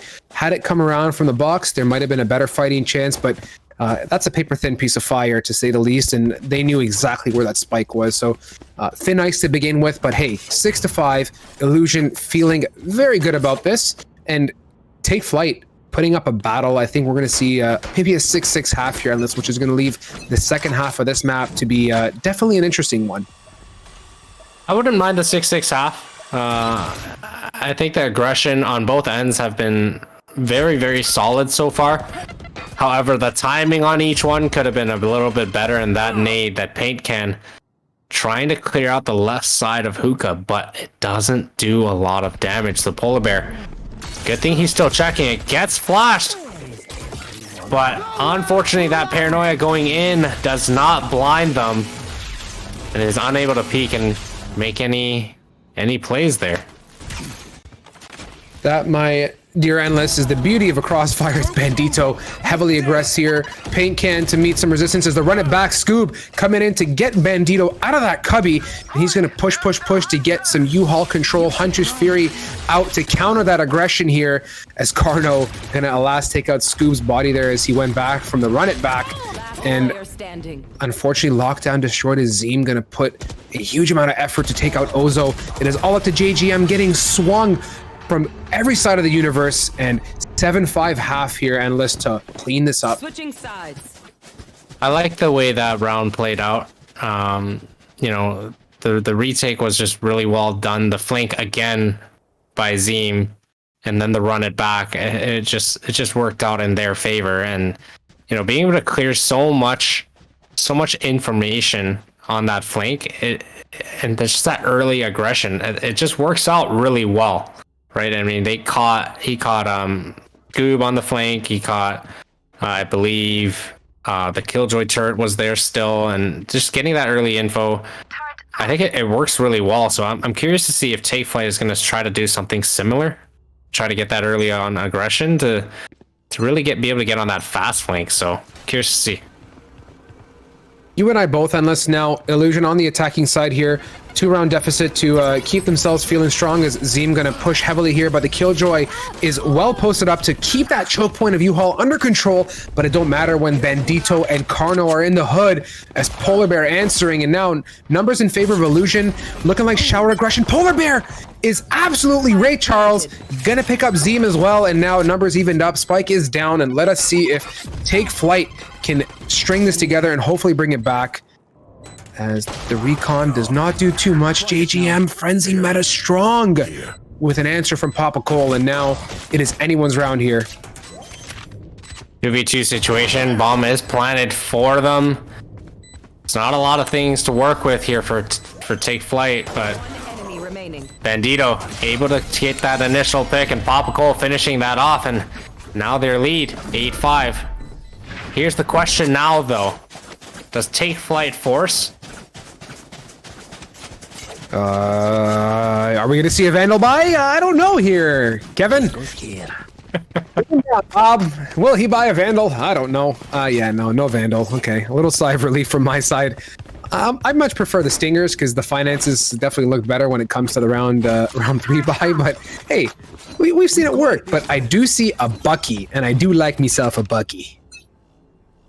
Bucky play is good. I mean, they are forcing, and as long as he's playing close-up ranges, it works in their favor. And now Scoob getting that opening pick with that Stinger. But Zeem able to swing with the Spectre, and now this is starting to crumble in terms of the defensive side. But Caters and Scoob able to force it up and win those fights. And now it's only down to Carno, who's able to get that opening pick. Bomb is down short, though. And now Ozo, 125 health. I have retrieved the still able to do some damage, and no one is at B. I think this is the right play, though. Take Flight playing this together, making sure that they rotate together and just play for the trade. Now, Endless, I'm putting myself in Carno's shoes, and if I, yet again, going back to our history here, if I had $1 for every single time you yelled at me for overthinking a situation, this is one of those moments. You're saying just go to B, right? That's the right thing to do, but no. In Strive's head, which is what Carno's doing, going to A is the play. And every single time that I've done this, okay, well, see, this is what I'm saying. Now look at how the stars aligned. These guys are going right to B, and Carno's going to walk in here with his, finger glued to the shift key and put the spike down. Like, really good decision, but oh wait, troubles a brewing. I think they realize that he ain't going to B. I think the only difference between your play and his is his works out in his favor because of timing. And look at this, dancing around triple, not being spotted, but Ozo swinging back around the opposite way. It worked out, I would say, because of the Killjoy turret. If they had just waited a little bit longer, the rotations would have been set, but maybe that was their plan. Maybe their plan was to get CT not far enough for the turret to deactivate so that they can still hear if it goes off and then just have a faster rotate. And I think that was the right play. That was the right play by Take Flight. It was the smart play overall. It was, and good observation on the Killjoy turret there, unless that's critical to keep that in range, as Killjoy now cannot be in the depths of the Milky Way with that turret still active. So 8-6, Illusion in a great spot. We got a chance to witness a little bit of salsa merengue there on that box inside of A, but Karno was unable to close that out. As looking like B's the play. Alas, we get to see a B take. Let's see if they commit to it. I do want to see that again. They didn't have such good luck. Rather, Take Flight didn't, but let's see if Illusion can turn that around and get this spike down nice and clean with all men alive. With the amount of delays coming into this B take, I'm not 100% sure they're going to fully commit here. They know that, now you got Scoop actually pushing through, and it's going to try to get some information here at Hookah. Does not get to connect with anyone, but able to spot and call that information out. And now everyone on the Illusion side is worried because Take Flight has the information. They're still able to get that bomb down, but they don't have a lot of control here. They don't have backhaul. They don't really have CT. And they're kind of just stuck, and JGM already out to elbow. So they're essentially stuck in sight here. Into every which way sideways, multiple angles also open. Coach Endless will tell you, don't be looking at three things at once. You want to pick one thing as best you can and work with your teammates, and that's tricky when you're in a situation like this. And look at Scoob, 1 and 2 aggressing in, moving together. They know the last one stuck up there at Cubby, and Polar Bear gonna take out Hyrule, bringing it home. Take Flight, 7 rounds, feeling good, fighting Endless, and this is some very, very good gameplay all around the board. Take Flight is making Illusion work for their rounds here. The fight is definitely packing a punch, and they're 1 round away from tying it all back up again. And Illusion, again, forced to light buy here in order to purchase for next round. So with the Vandals and Phantoms on the side of Take Flight and the range, I think this should honestly be an easy round for them. They should be able to hold this as long as they play disciplined. If they get too close, that's where things will get crazy, and that's where Illusion will get that opportunity to kind of fight through this round. I really hope it pans out the way that you're saying it, Endless. I really want them to fight back. I think Take Flight has huge potential to bring this home, and they're playing so well together. As JGM, Stinger connecting some good dinks there, but Karno answering back. Sheriff in hand as Killjoy, or rather, sorry, Raze is just deep all over elbow. Polar Bear 2 for himself. Ozo gonna clean one, and Zyme as well to bring it up to a 3v2 situation here for Take Flight, and they're in a great spot here to tie it up 8-8, and yes, they do just that. With them having those full guns, it was the play. It was the play. I mean, they had 3 full guns. The 3 guys stayed alive, and they still have those guns, and now they're able to essentially buy up here, and their economy is looking really good compared to Illusion right now, and Illusion right now on this attacking side hasn't really been able to make anything happen.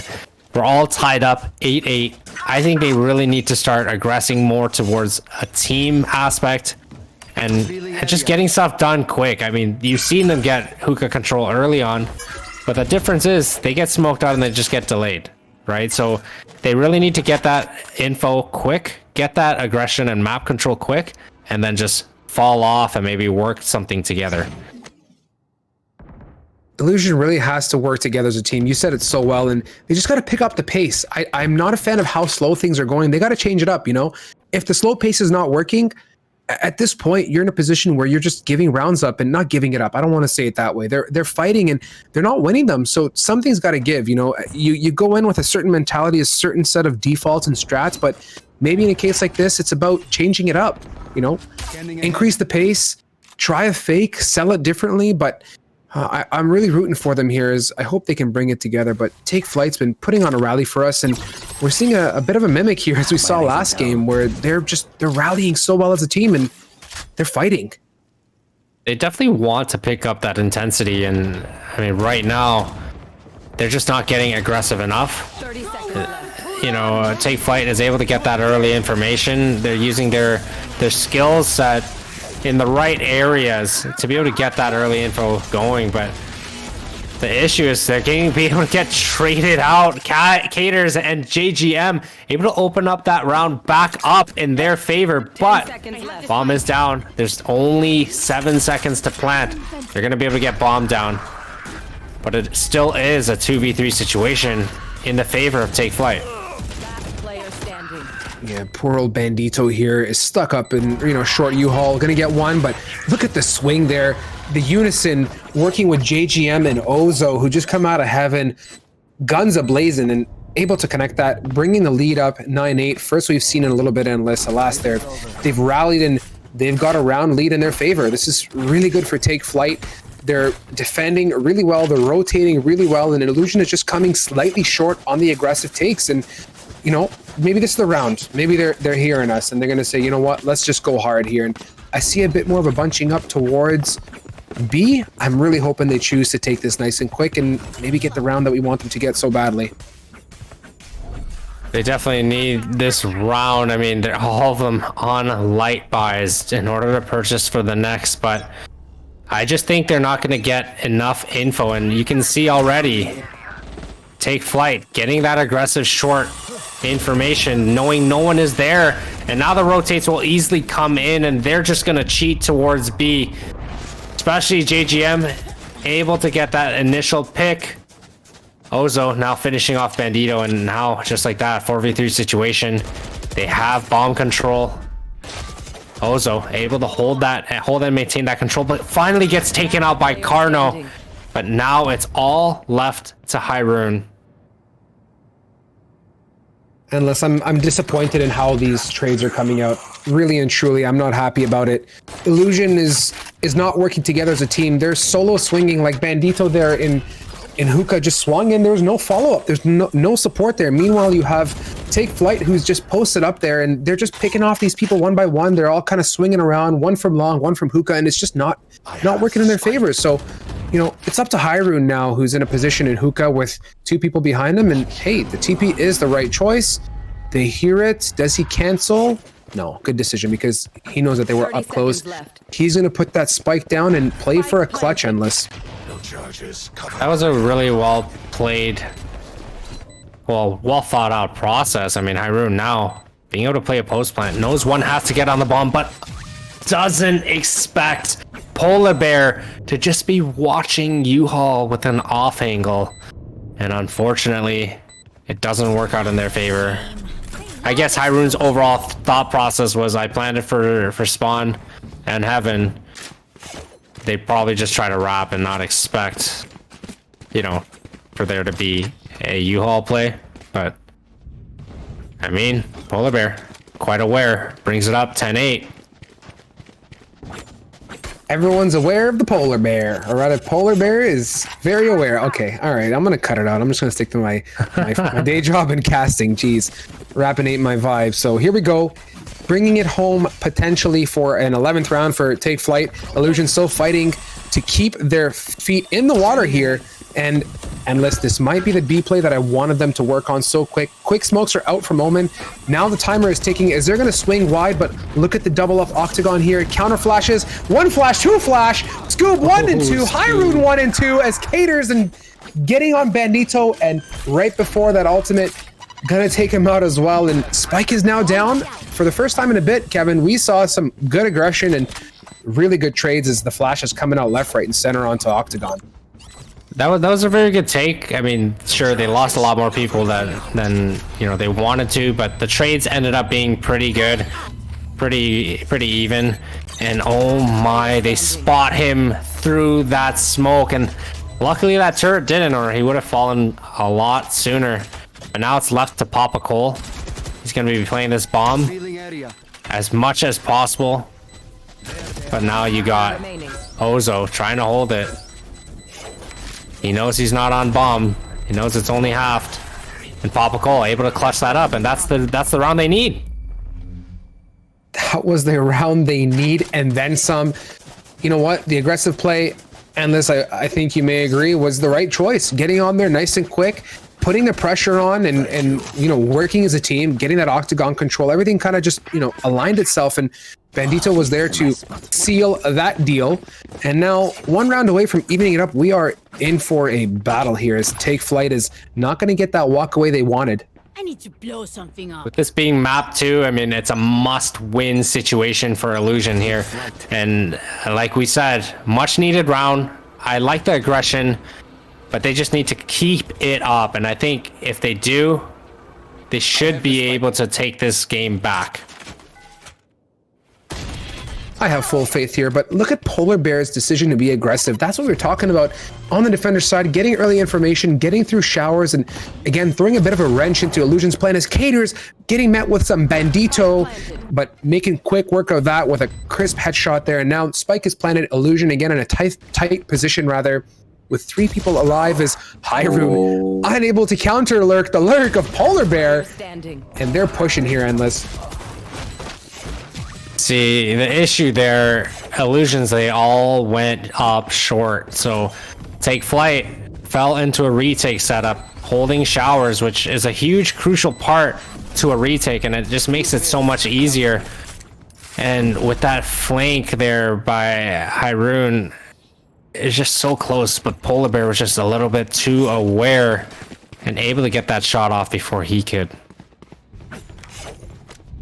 As you'd say, big unfortunate here for Illusion, as they are, I'm going to use one more of yours because I can, they are broke, unable to buy big guns indeed. And looking at the likes of Take Flight, finances looking strong. They're rallying 2 rounds away from sealing it up here on our second map.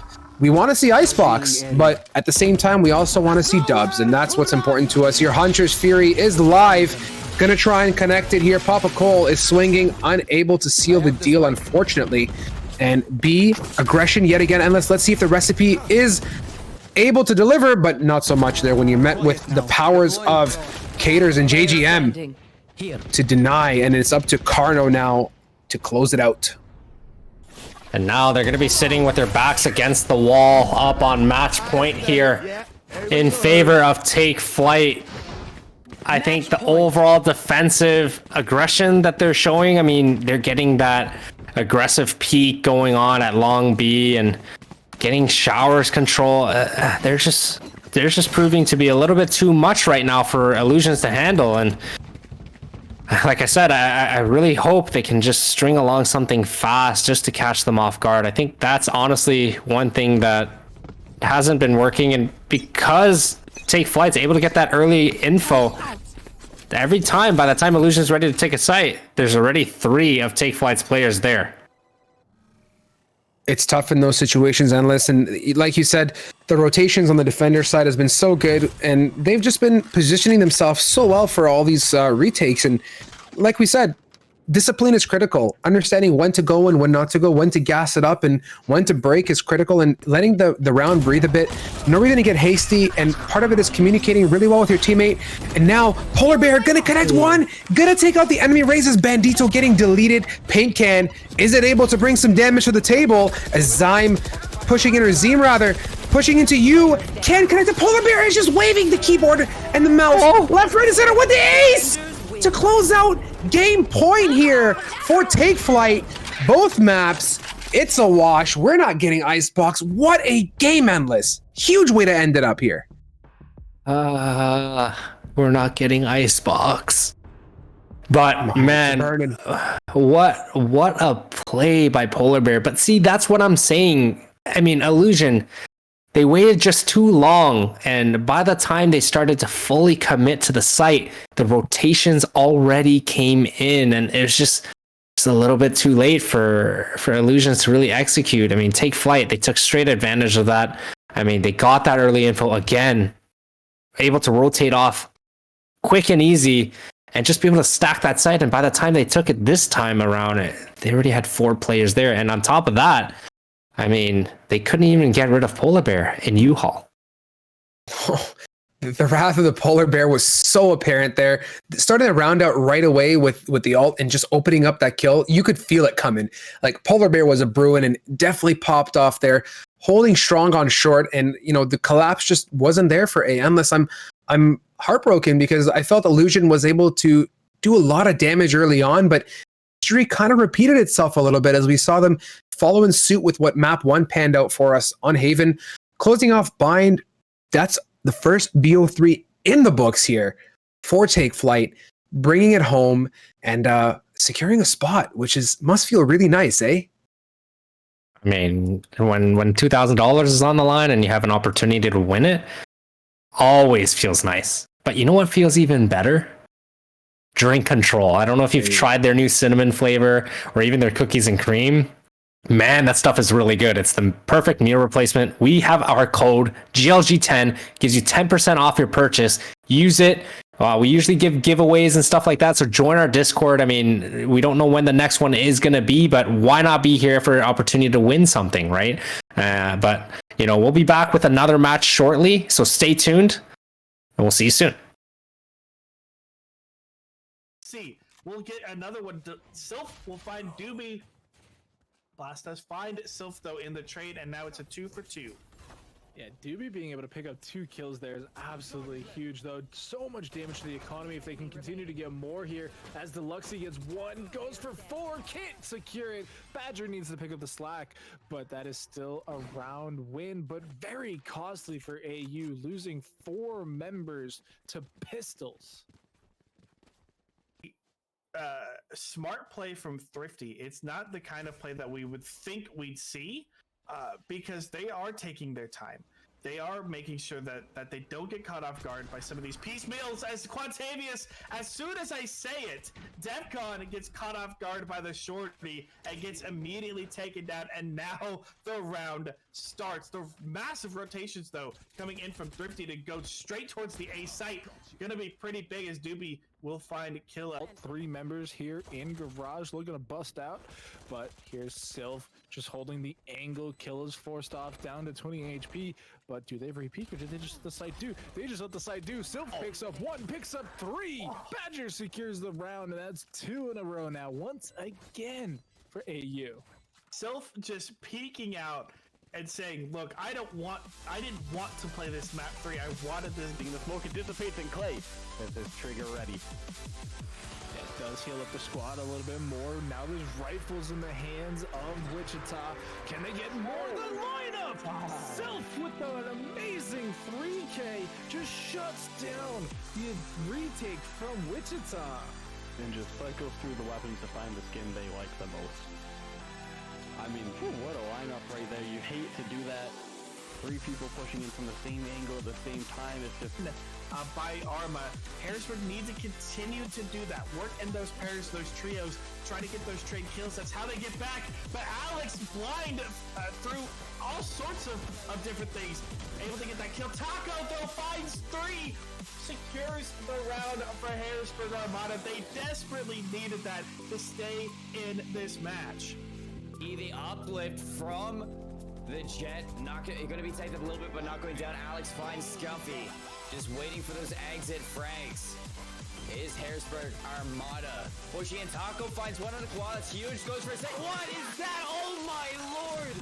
With the collateral, the sheriff goes for another one, but not gonna land it. To try to get this quick retake, but I don't expect too much from it because of the buy-up from Baba Booey. You see already the stinger of Spangly gonna take out Goaty, the repeat from Qua with the Spectre. Spangly to shut down the rest. A flawless round as it... If you can do basic math here down below, you see that we are tied 29-29 in terms of round score. We are literally so even in this series. We are flipping a coin to see who's going to get side selection going into Haven. This is quite possibly one of the best series I have ever seen, I've ever casted. So much fun, and you're catching it all here at the Pit of Valor. This is what we bring to you. This is what we love. We look tired. We are tired. But Thrifty with the double Bucky gang coming in. It's definitely something you like to see. Yeah, it could. They're looking to try to wreak some havoc, so to speak. As Doobie will open up, wreaking havoc and finding that kill on the Badger. Yeah, but he can't be ready for this. It's Deluxy just picking up both. And that's a trade. Blast somehow finds Quantavius, though. And this is a very interesting round, to say the least. In a good position, Sylph sprang through the smoke, gets 2. Can't even talk because we're so late into the night. Doobie trades back, gets 2. Back to a 3v2. Spike's going down. Defcon and Doobie. These are the big names for Thrifty. They've done so much for the squad. Can they do it again? It's looking tough. RKS, the sub, coming in, securing quadruple overtime. And we're still alive here on Ascent. Double nano swarm to try and run all the way through, and I mean that's almost impossible. You can't survive that. Smoke's now coming out. Beckham's gonna be ahead of it though. Will they expect this? They do see get shots on target, but everybody's still alive. Teleports over the nano, but they can't get through. 2 dead, 3 dead. Only 1 left. Thrifty pick up the first round. Oh, that is not how AU had planned that round, especially after how they played the first half and how they played. Up comes up from Beckham, firing to the wall, but can't find the shot just yet. A Sylph will trade. Does end up getting that kill, but Defcon finds another one. Now it's onto the site. They're getting hit from all angles. The spike still needs to be defused. Deluxy trades back. RKS showing up for the squad as the fill-in, and Killa continuing his streak of picking them up. 4-2-2 now for that Sova player. Looking real good here on Ascent. It's a good networking trade. He's just like, no, I'm just gonna kill you, and there's simply nothing you can do about it. Still being able to pick up another kill. They're on pace for a 30 potentially, and that's a scary thought.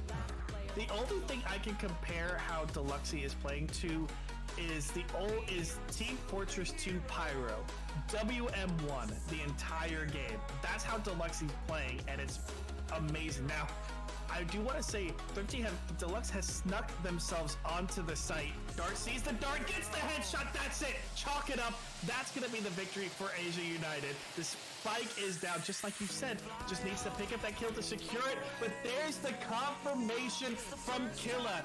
Just as we thought we were going to have ourselves a long series, a very battled back and forth series. As you can see below, 14-12 in overtime on Vine, 17-15, and you're jumping over. You're only going to get that 1-for-1 trade if you're lucky enough. Killa will find the long range, and that's going to be very, very sketchy. As Beckham is low. From that, especially with the economy they're facing, they need a miracle play to happen. Yeah, they do need a lot to come through. This is a great start, though. That could be it right there. Yeah, and look at that. Sylph able to aim, trying to get another one. Here it is, this 2v1. They just got to play smart, peek together. Solid FPS tack play. But he's someone got behind him. Deluxe picking up 1. Starts to defuse. Pros don't fake. Pros don't fake. He's not going to fake. Pros don't fake. He's getting the defuse. The missed timing from Sylph is going to cost him the round. The defuse comes in. And that's another round of Thrifty. Up the Odin out of the hands now. It's a 2-on-2 retake situation. Soupy only has 1 friend left. Is gonna get the nano. Oh my! And the high flying knives are gonna give a triple kill to Marty. Well, we're gonna push through, but oh no. Okay, John did find that one, but like it was a push back through. Gonna grab the Odin. Oh, never mind. Just kidding. Man, they're teasing the this last round here.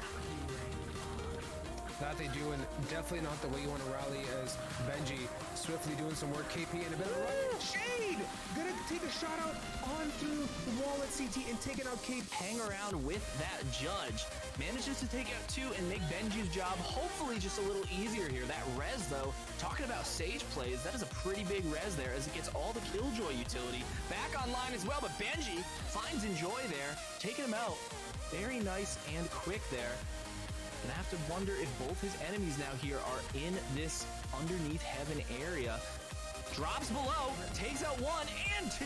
Finds them both there. Really nice play from Benji in the 1 versus 3 scenario. Gonna defuse that spike, and it's a 3-1 lead for TLP. That's some really good play there, Vincent. It certainly is. That's All the way out, Shade is going to trade back that jet difference there. So now it is Perseverance gliding his way in here, trying to come around and swing this angle. Isn't going to find the headshot that he needs. The angle is going to get swung instead by his teammates, who are all going to fall. Perseverance goes down there to Dip as well. So a nice little 3K in that garden for Dip. Does a really good job holding things down. And the 9-3 turns into an 11. Spectral Redux also takes out Reno. He is just looking phenomenal on that Vandal spawn. Nuke Prophet does take care of Reno, though, with that Molotov. Really good work there. Really good sort of setup placement there. Getting that Molotov exactly where it has to go.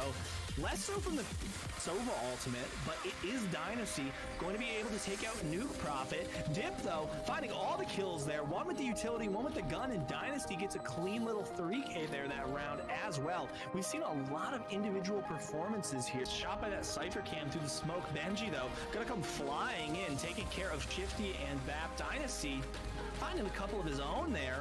Rano is going to take out Lovely and Benji. Just gonna clean things up with that last frag onto Churro. They barely took any damage, TLP, let alone actually getting killed. They have just been tearing back onto these sites in these retakes. Yeah, I mean, and there was not a lot of, anything available to hold them off on the retake there for a win. Yeah, absolutely. We see some super aggressive defense there again from Wave Runners on the sort of save eco round. Here comes the run it back. Out on site now, gonna find a couple there. Another 2 for 1. This time it's Dynasty. Little taps there. That is one of the most valuable run it backs I think we've seen so far. Make it 3 for Dynasty there. Shade's gonna fire at a 4 versus 4 retake sort of scenario. You see Shade watching that flank. Nobody going to be coming there though. Curry, very nice Hunter's Fury onto Dip, taking out his Sova counterpart. Dynasty finds 4 before Clamran finally shuts him down. Rano going to find that last kill, and wow, what a match. I think those teams pretty even, but it did end up being, they're not going to want to walk into it. And we see Rano making things happen with that Odin here. You don't always see an Odin in play. Clamran also going to find a kill there. Dynasty, though, taking care of Fun Buns and Nuke Prophet and Clamran. That is a nifty little 3K there. Some really nice shooting from the Phoenix there, and it is just Curry left alive here for the Wolves. Going to be the one finding Lyoko here. The battle Phoenix is going the way of the Phoenix for TLP so far. No trades needed when you just pop somebody in the head like that. Spike does come down, and back into Long here goes Shade and company. They're going to try to hold this Spike from Long again. We've seen it work before on this site. No reason to think it wouldn't again, but Rano is going to be the first to go down. We talked about Churro fragging, and here he comes, pushing onto that site, and they're going to be trying to get a little bit of aggression here, but upping the run it back, but gets taken down by Shade's operator. Munchie does get Benji in garage though, and now the push does come in. Shade does get verified. Now in a 2 versus 1 scenario, Munchie takes out Shade, has to stop Dip, who is sticking this defuse. He doesn't seem to notice though. He's not going to get around the corner. What a stick there from Munchie. Or from Dip. They've now pulled out the knives, and they've got to do it with poor weapons. Yeah, it is definitely tough. They do push really hard in here, and Tizon does get a kill, but oh my god! Scrounge comes in, playing on his steering wheel. He just comes in, knocking everybody down. That is an incredible play there from Scrounge. That level of aggression, Singularity manages to clean it up. Has an inkling of what's going on. But Singularity already made his way up into heaven. Sees that he has some free shots here. Gonna take one, gonna take two. 30 seconds. Dynasty now finds himself in a tough spot. Fluffy gonna take him out with the knives, put him out of his misery, and wow, Vincent, that Singularity flank, that was a long payoff. It was a long con, and he got away with it in... He's spamming with that ghost, not gonna find anything, and immediately we see Redux, super aggressive, is going to take out, and gonna take out Slow Motion there. Singularity finding Munchie as well. So a lot of kills coming in fast here. Redux takes out Verify. Tizon though finds the trade, and it's gonna be Fluffy getting the better of that Jet matchup early on here. So honestly, not a lot for most, and are looking to get a pretty good start on doing it again. Operator in the garage here, gonna find a nice shot through the wall onto Slow Motion, and another one, this time onto Verify. Shade finding everything right now with that Operator, looking very poised in that garage. Push still comes through garage, but Rano just waiting for Tizon outside, and just one more, why not? Shade takes out Munchie there, and that's a nice little cushion TLP is building. I mean, that was just a feeble attempt at garage take, to be honest. Showstopper comes out, but it's going to get taken down by Shade. Very nice shooting with that Operator. Definitely a risky play to peek that, but it paid off in a big way. We see Slow Motion finding some kills here. Tizon sort of trying to play this crossfire, gets taken down by the classic from Dip. Slow Motion does find the kill and finds another, making a 4K for Slow Motion. What a clutch play, coming up huge there. Welcome back, beautiful GLG viewers. We're doing a little bit of a change up here for you guys. Something that Analyst and I don't get the pleasure of doing too often, but always nice to have some one-on-one time with you guys. We're doing a bit of an analyst desk here, a little breakdown of our last two games. We have another game taking place right now, which is building up, and we have to let it run out before we proceed. Obviously, the bracket's got to play itself out, but we have the pleasure of talking about the best of three that we just casted here on Haven and Bind, respectively. Both games endless, 13-9 wins. Let's talk about map number one that went down here. What were your highlights on Haven, and what do you think was the determining factor for Take Flight to bring that home? I think it's same. It's the same early aggression. I mean, we saw Take Flight just get that early info on the defensive side. Like I said earlier, getting that long A control and even long C, just getting that early information and being able to, shift over rotations early on. I think that was just a huge help. And I mean, you also have Bandito. I mean, we've seen him play on Haven before, especially with that Operator on top of the site in Long C, but we didn't really get to see a lot of resistance on his end today. And again, you have JGM with that ridiculous 1v4 with that Sheriff. I mean, I think that was definitely a highlight of this entire series to begin with. I mean, around that he shouldn't have won, he made it possible. Yeah, he did some huge plays. I mean, JGM one just went off there. That Sheriff round was just... my like, you guys can't see us obviously when these matches are happening, but my jaw went from about here to like the other side of that room. That was just...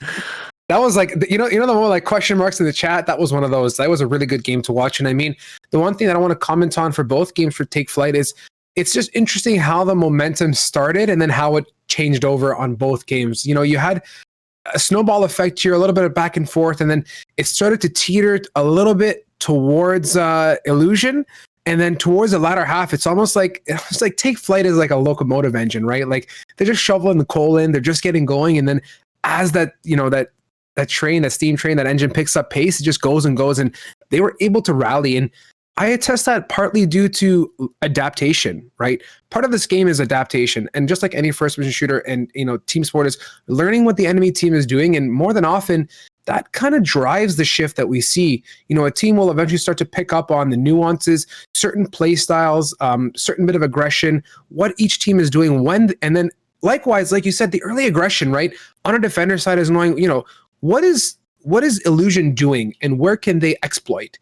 A lot of Valorant, especially on the likes of Haven, is about exploitation of openings.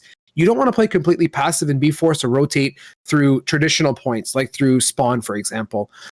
Getting flanks like we saw is critical. Getting that early control up ahead and, getting not even pushing, forget the pushing factor. Opening up an angle, having a line of sight on a position which would, let's look at Haven at long A. If you can get an early aggressive peek onto long A and there's nothing there, you've now covered short and long. So you know that there's nothing happening there. A Cypher trap comes out, for example. At that point, something could potentially be happening. And you communicate that to your team, and the awareness is there. And the communication is critical too. So for me, I think the seal of the deal for Haven for Take Flight was early aggression, I'm assuming the strong communication, or the comms, right? Comms are critical at Endless. We talk about it day in and day out, and you've played on a myriad of teams, and I've had the chance to play in some games too with various teams throughout my times. And the one thing we always say and we point back to is communication is critical. And even if you're not doing your hottest on your day of fragging, you want to communicate. And I think you'd agree with me on that one. Oh, 100%. I mean, communication is the key, right? And I think that the biggest thing for Take Flight was they just didn't receive it. They never got punished for that early aggression, right? I mean, Illusion, they made it very simple. Majority of their takes, they kind of grouped up and they did their thing. But from the beginning of the round, they did that, right? So even if Take Flight was abusing that long A aggression early on the defensive side, there was never really any resistance to, a dash across or a Cypher cage, whatever it may be, to really slow them down or make them hesitate. Okay, should we continue pushing or should we continue aggressing? So it came down to the composure. I mean, Take Flight, again, once they moved to the attacker side, they did slow down a little bit again, but, understanding Illusion, the way they play, and they just understood, okay, if they're going to give up the site and play retake, we're just going to abuse the hell out of that and just get that control and swarm that site. And they did just that, right? And that's something that we kind of saw and understood back on the second map as well on Bind. I mean, Illusion starting off on the attacker side, I mean, it was relatively okay, it was 7-5. But then all of a sudden, when they went on the defense, their aggression just disappeared, right? And Take Flight, they started being the more aggressive team, and that's what won the game. It did. It was a clean closeout, and 13-9 on both maps. Call it what you want. Call it a coincidence. All things aside, I think it shows that Take Flight's play style is a certain way. To me, I look at that as a sign, right? And all things considered, Take Flight put on a show for us, and they rallied as a team, and I think their morale was probably really up high there as they fought through. I don't think at one point, there was any signs of giving up. This is a team that fought Endless, and I'll say it over and over again. When you fight and you want to win, you push regardless of deficit, and we often seen that, in, I wouldn't say lower level of gameplay, but teams that may not have the experience or the seasoned veterans or that mentality to want to win. It's tough to come back when it starts to get the game can get the better of you. And we say it time and time again, if your shot's not there, you can't connect. And, looking at Take Flight on Bind, I was very happy with their teamwork. I'm very happy. And, let's digress a little bit and get away from Take Flight and talk about a little bit here on Illusion. They were a little bit lackluster on that map, Endless. They were pushing from different places, not working as a team. I think you sensed a bit of that to yourself too, right?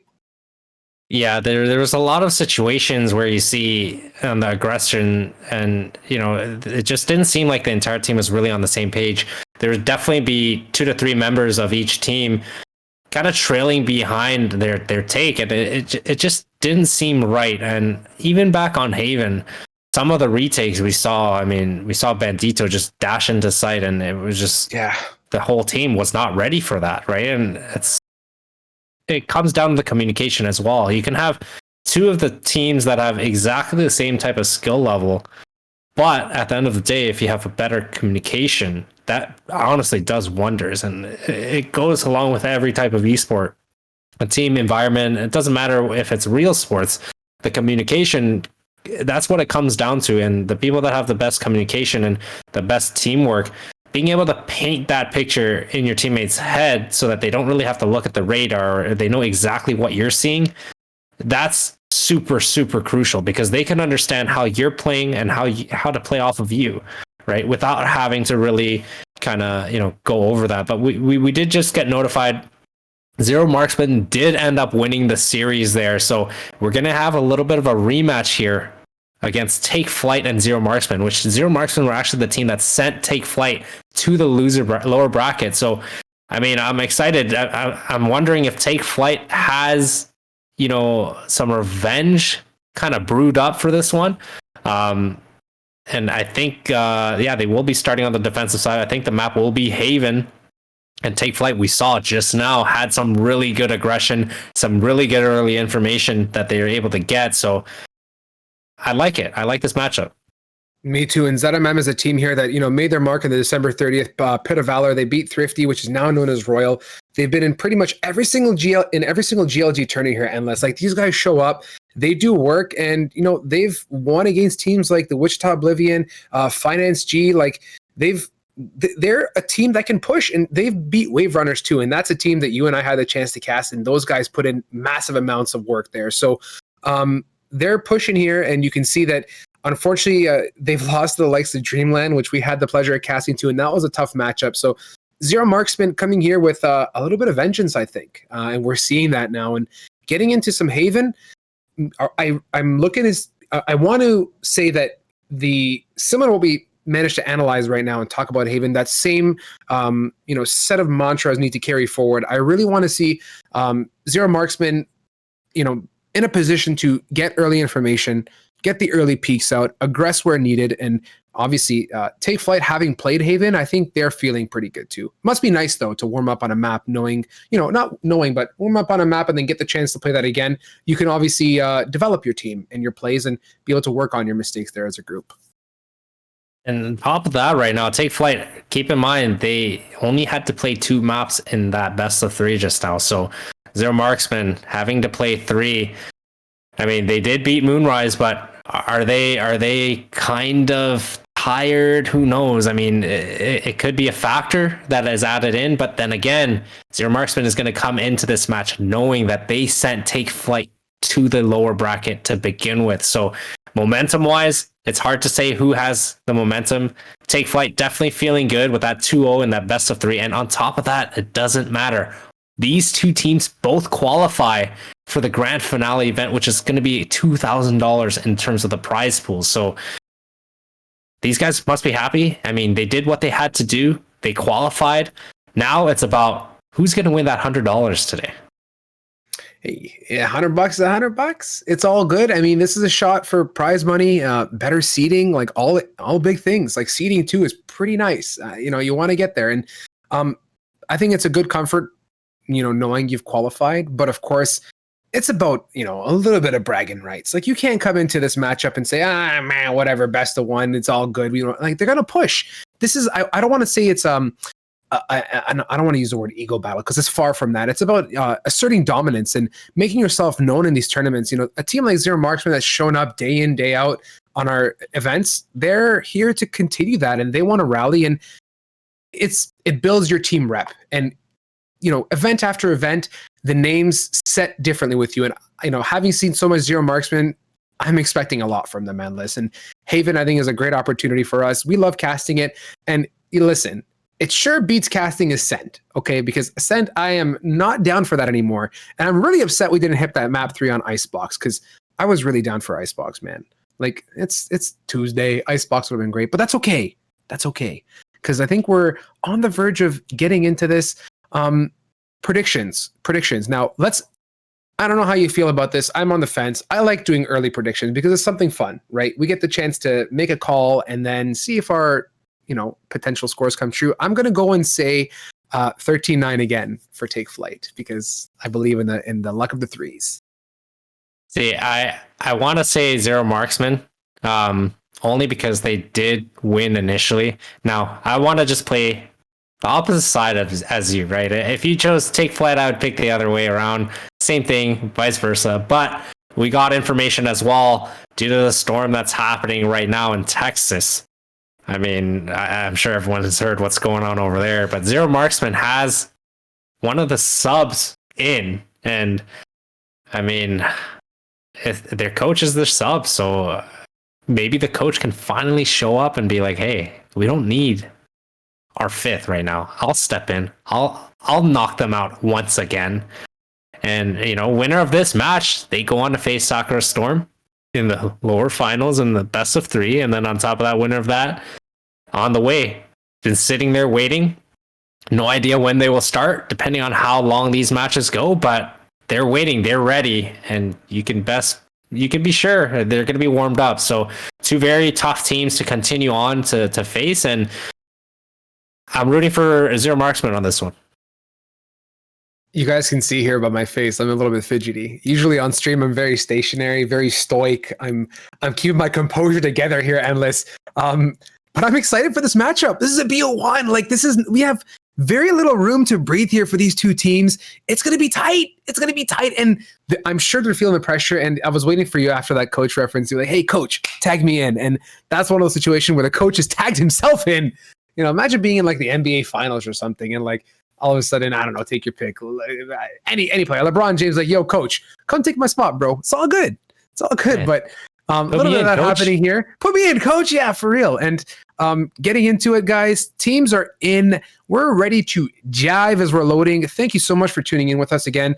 Big thank you to Drink Control for sponsoring us. Code GLG10 means the world. Thank you to Spectral Esports here for keeping it real on the 100, supporting us yet again. This is number 2 of 4 for us, and on the way to the Invitational here in the VAL-AM, which we've been talking about day in and day out on these Pit of Valors. We've been talking about this for so long, and now it is here. And we all as a group are having the chance to go through this journey together and watch some really good gameplay. And you guys, people in chat, you cannot deny we've seen some really nice stuff. And I will say, I commend chat for last night especially. You guys made it so great for us to come with you guys, be a part of the family. And we felt so great getting into Agent Select here. Endless. You know what I'm thinking. Oh, we have a Yoru, Endless.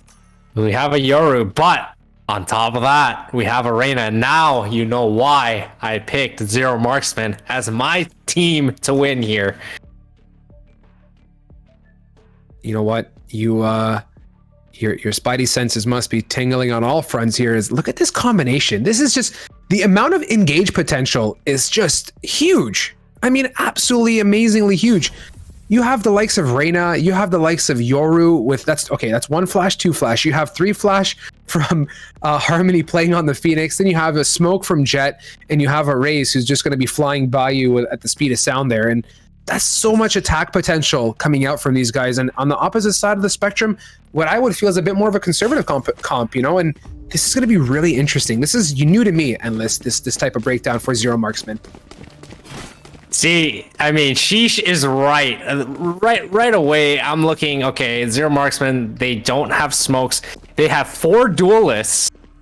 And I don't know, is Yoru considered a duelist as well? I mean, if that's the case, then it's essentially 5 duelists and no Sentinel at all. I mean, they don't really have any info. So Take Flight, I think Take Flight has a better overall comp, like you said. Definitely more traditional, more conservative, making sure they get one of everything. But man, Zero Marksman, I think they're going to try to take this side by storm, especially starting on the attack side. They want to make a huge impact early on. 4 to 5 duelists, whatever Yoru's considered. I mean, this is going to be a recipe for disaster. Or a recipe for a successful game indeed as Ozo. Early impact, Karus. Frenzy meta is alive and real. Gonna counter that real quick. And now bomb or spike being planted on the back of C. A little bit different than what we've seen. Oh no, change of plans here on the side of B rather. I apologize, as Karus making quick work of that frenzy. Gonna wipe out Caters, and now numbers and advantage of Zero Marksman. Health looking very good too. This round is possible as Scoob. Here's the Yoru. The teleport is available there. Karus gonna bring home a third Endless and looking very strong. Beauty. See, that's what we're looking for. I guess Yoru is considered more of a duelist as well, with the teleportation available and the flashes. It's basically a different type of Phoenix. Just don't run it back really, but this is interesting. I'm actually super excited to see this 5 duelist setup, and so far it's working out well. Karus full buying here as much as possible. getting a Phantom in hand. And it looks like it's going to be a heavy A take and quick. And that's exactly what you want to do with 5 duelists. You need to attack fast. You need to, you know, be able to catch everyone off guard. Flash is coming in. They're taking site by storm. JGM and Polar Bear able to hold this site. And it falls back down to a 3v1. And Polar Bear able to hold that. So now, do they know there's a Phantom down somewhere? Let's play a game of Find the Phantom, and oh yeah, they found it. They found it all right as Ozo was sitting on that.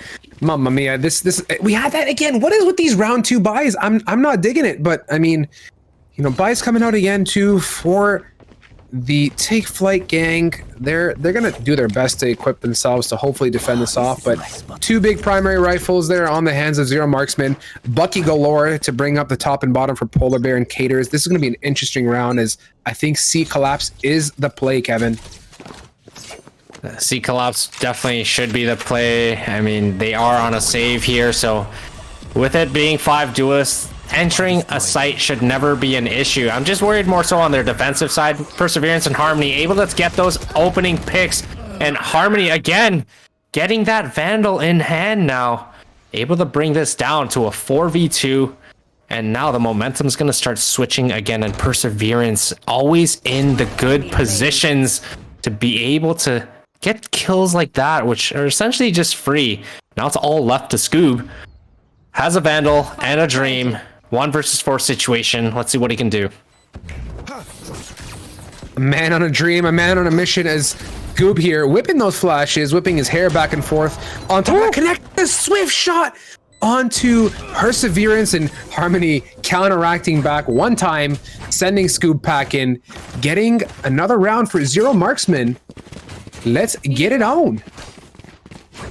See, this is where that 5 duelist setup is just so scary on the attacker side, especially with sites like B and C being able to just storm in there. I think this is going to be a good half for Zero Marksman, but I'm just worried about the defensive side, being able to delay, being able to hold. But hey, if all their aims are on, this could work very well in their advantage. It definitely could, and listen, I think C is the play yet again. These guys going full blown here on to the C site, aggressing heavily, and yeah, lo and behold, Zero Marksman has their hiking boots on, backpacks equipped, and they're just going for the big flankeroni. See, I like the double and garage window there.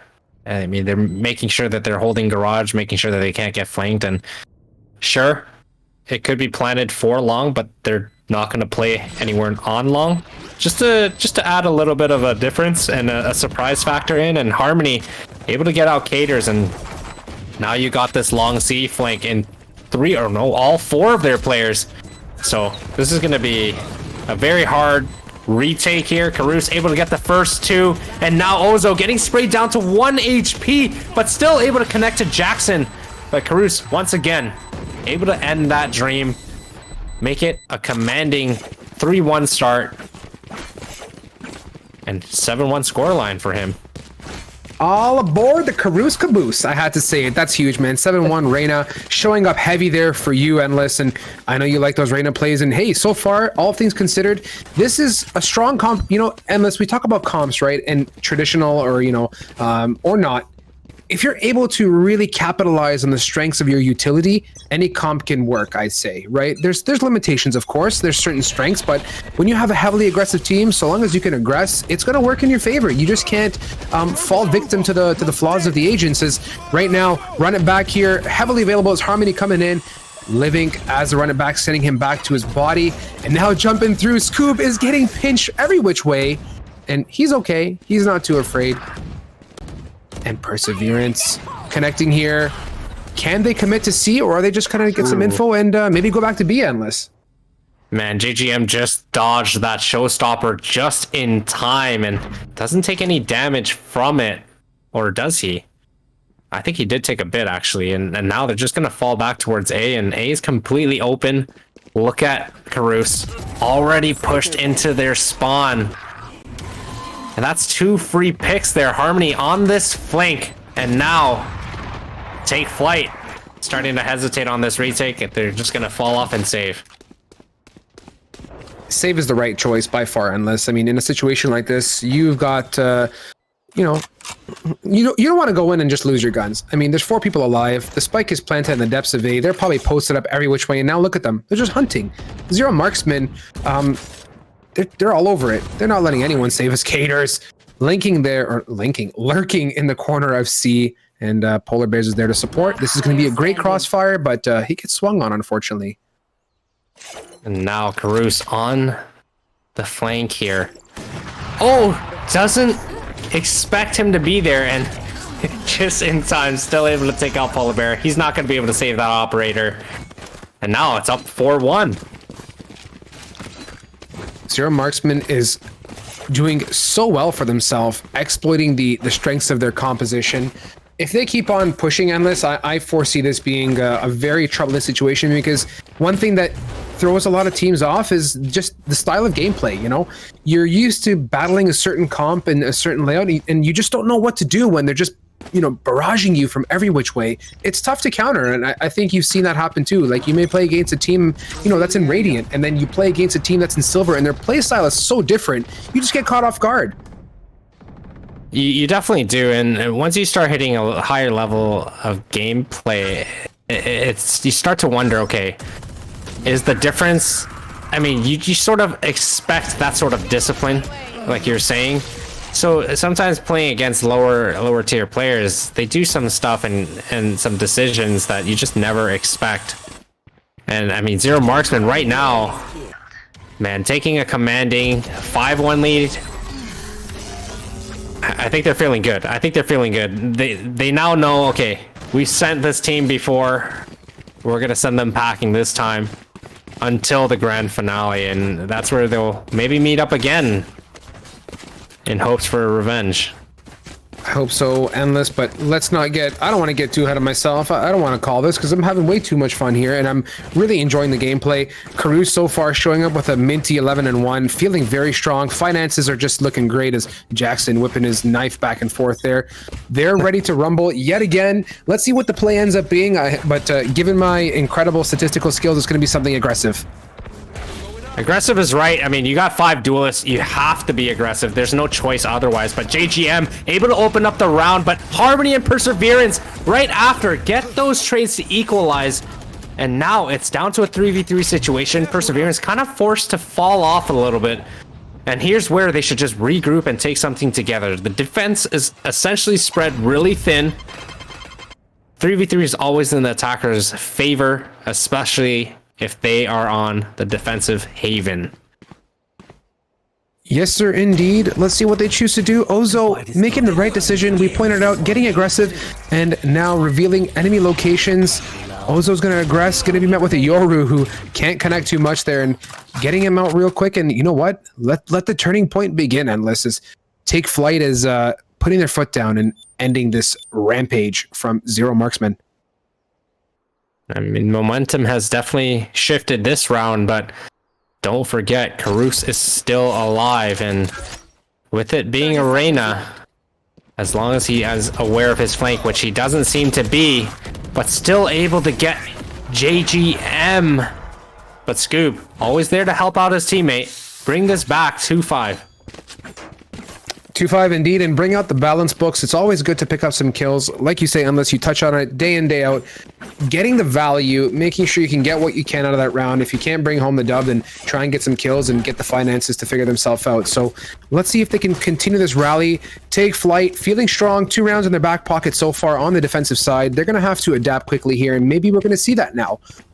But at the same time, Zero Marksman can easily change the pace and go from full aggress to passive and maybe collapse onto a site. Scoob, early aggression with JGM, working together as a squad here at mid. He's going to sit and heal as, well, looking like Garage to see is the choice, and Harmony aggressing, going to push in, and not so much. I was expecting him to go all the way, but they're taking it easy, Endless. And now you got that Yoru teleport coming in. But Polar Bear has something to say about that. Knives are drawn out. Gets a 4K to end any hope of Zero Marksman winning that round. And now you can say definitely the momentum has shifted. Take Flight starting to understand that Zero Marksman has to be aggressive, and I mean they're doing whatever they can with their sentinels, with their flashes, just to be able to delay them. And here's where that 5-man duelist setup starts to kind of creak. Yeah, it's fizzing out, but I hope it's not like that, as you're, in a way, kind of like a one-trick pony, but all things considered, it's about the shot too, right? And what I do appreciate on that round, or the round that just passes, JGM and Scoob's aggression was so well, and look at this at long now. Polar Bear is working up with his teammate. They're heavily pushed up, as now pinned is Perseverance. Enjoy 1 and 2 to counteract that and bring the numbers back a little bit. Little bit of sanity for both teams. Ground themselves, like you say, keeping it honest, as now Take Flight in a position to even up the numbers. Ozo posted up in a great position here to be met with 2 enemies. Enjoy about to be peaked with Karus. There's one. Can Karus connect? No, absolutely not. Crosshair placement, endless, super well. Really nice. I'm not sure the game plan there for Zero Marksman. I mean, they pushed through spawn. They got the picks. I mean, they had A at one point, if I'm not mistaken, but Perseverance having bomb. It's gonna have to go B now that the entire team on Take Flight has already rotated. So he's gonna fake plant, try to work his way probably towards C, but he has no idea where both the players are. They only spotted one, and Caters able to take out Perseverance and get an operator, but now, I mean, 5-4, momentum has completely shifted. Caters now serving Perseverance a hefty helping of 1 click to the dome, evening it up. Endless. Like we said before, it was 5-1, and now look at this, a 3-round rally coming in from Take Flight. They're picking up the pace, and I think they're adapting. You know, going back to what we kind of touched on the analyst desk there a little bit while ago, adaptation is critical. And once you start to learn and pick up on the nuances of a heavily sieging-based team, a team that likes to aggress, it's working out for them, and they've picked up 4 rounds so far. That aggression just comes in and works really well, but I mean, as long as Take Flight is playing more passive and playing on a retake, which it seems like they're all ready to help each other. I mean, they're coming in aggression, heavy B with that showstopper. I mean, unfortunately not able to connect, and like I said, they're playing far back. Take Flight understands that Zero Marksman, again, running 5 duelists is just, it's tough, right? They don't really have much to work with. They have to take a site fast because they just don't have any smokes. So they just need to take it by storm. So Take Flight, understanding that they have a better comp overall, they're just being patient, and I'm liking that. I'm loving it as much as you are, Endless, and this shows the resilience of a team like Take Flight, who's picking up on the nuances, adapting on the fly, and, you know, exposing the weaknesses of the Zero Marksman comp. And you're seeing it again. It's this, in a way, Endless, I'll say it, it's kind of pug-like in a way what Zero Marksman is doing. It's just barrage after barrage. There's, I don't want to say, but not too much finesse, just brute force here taking these sites.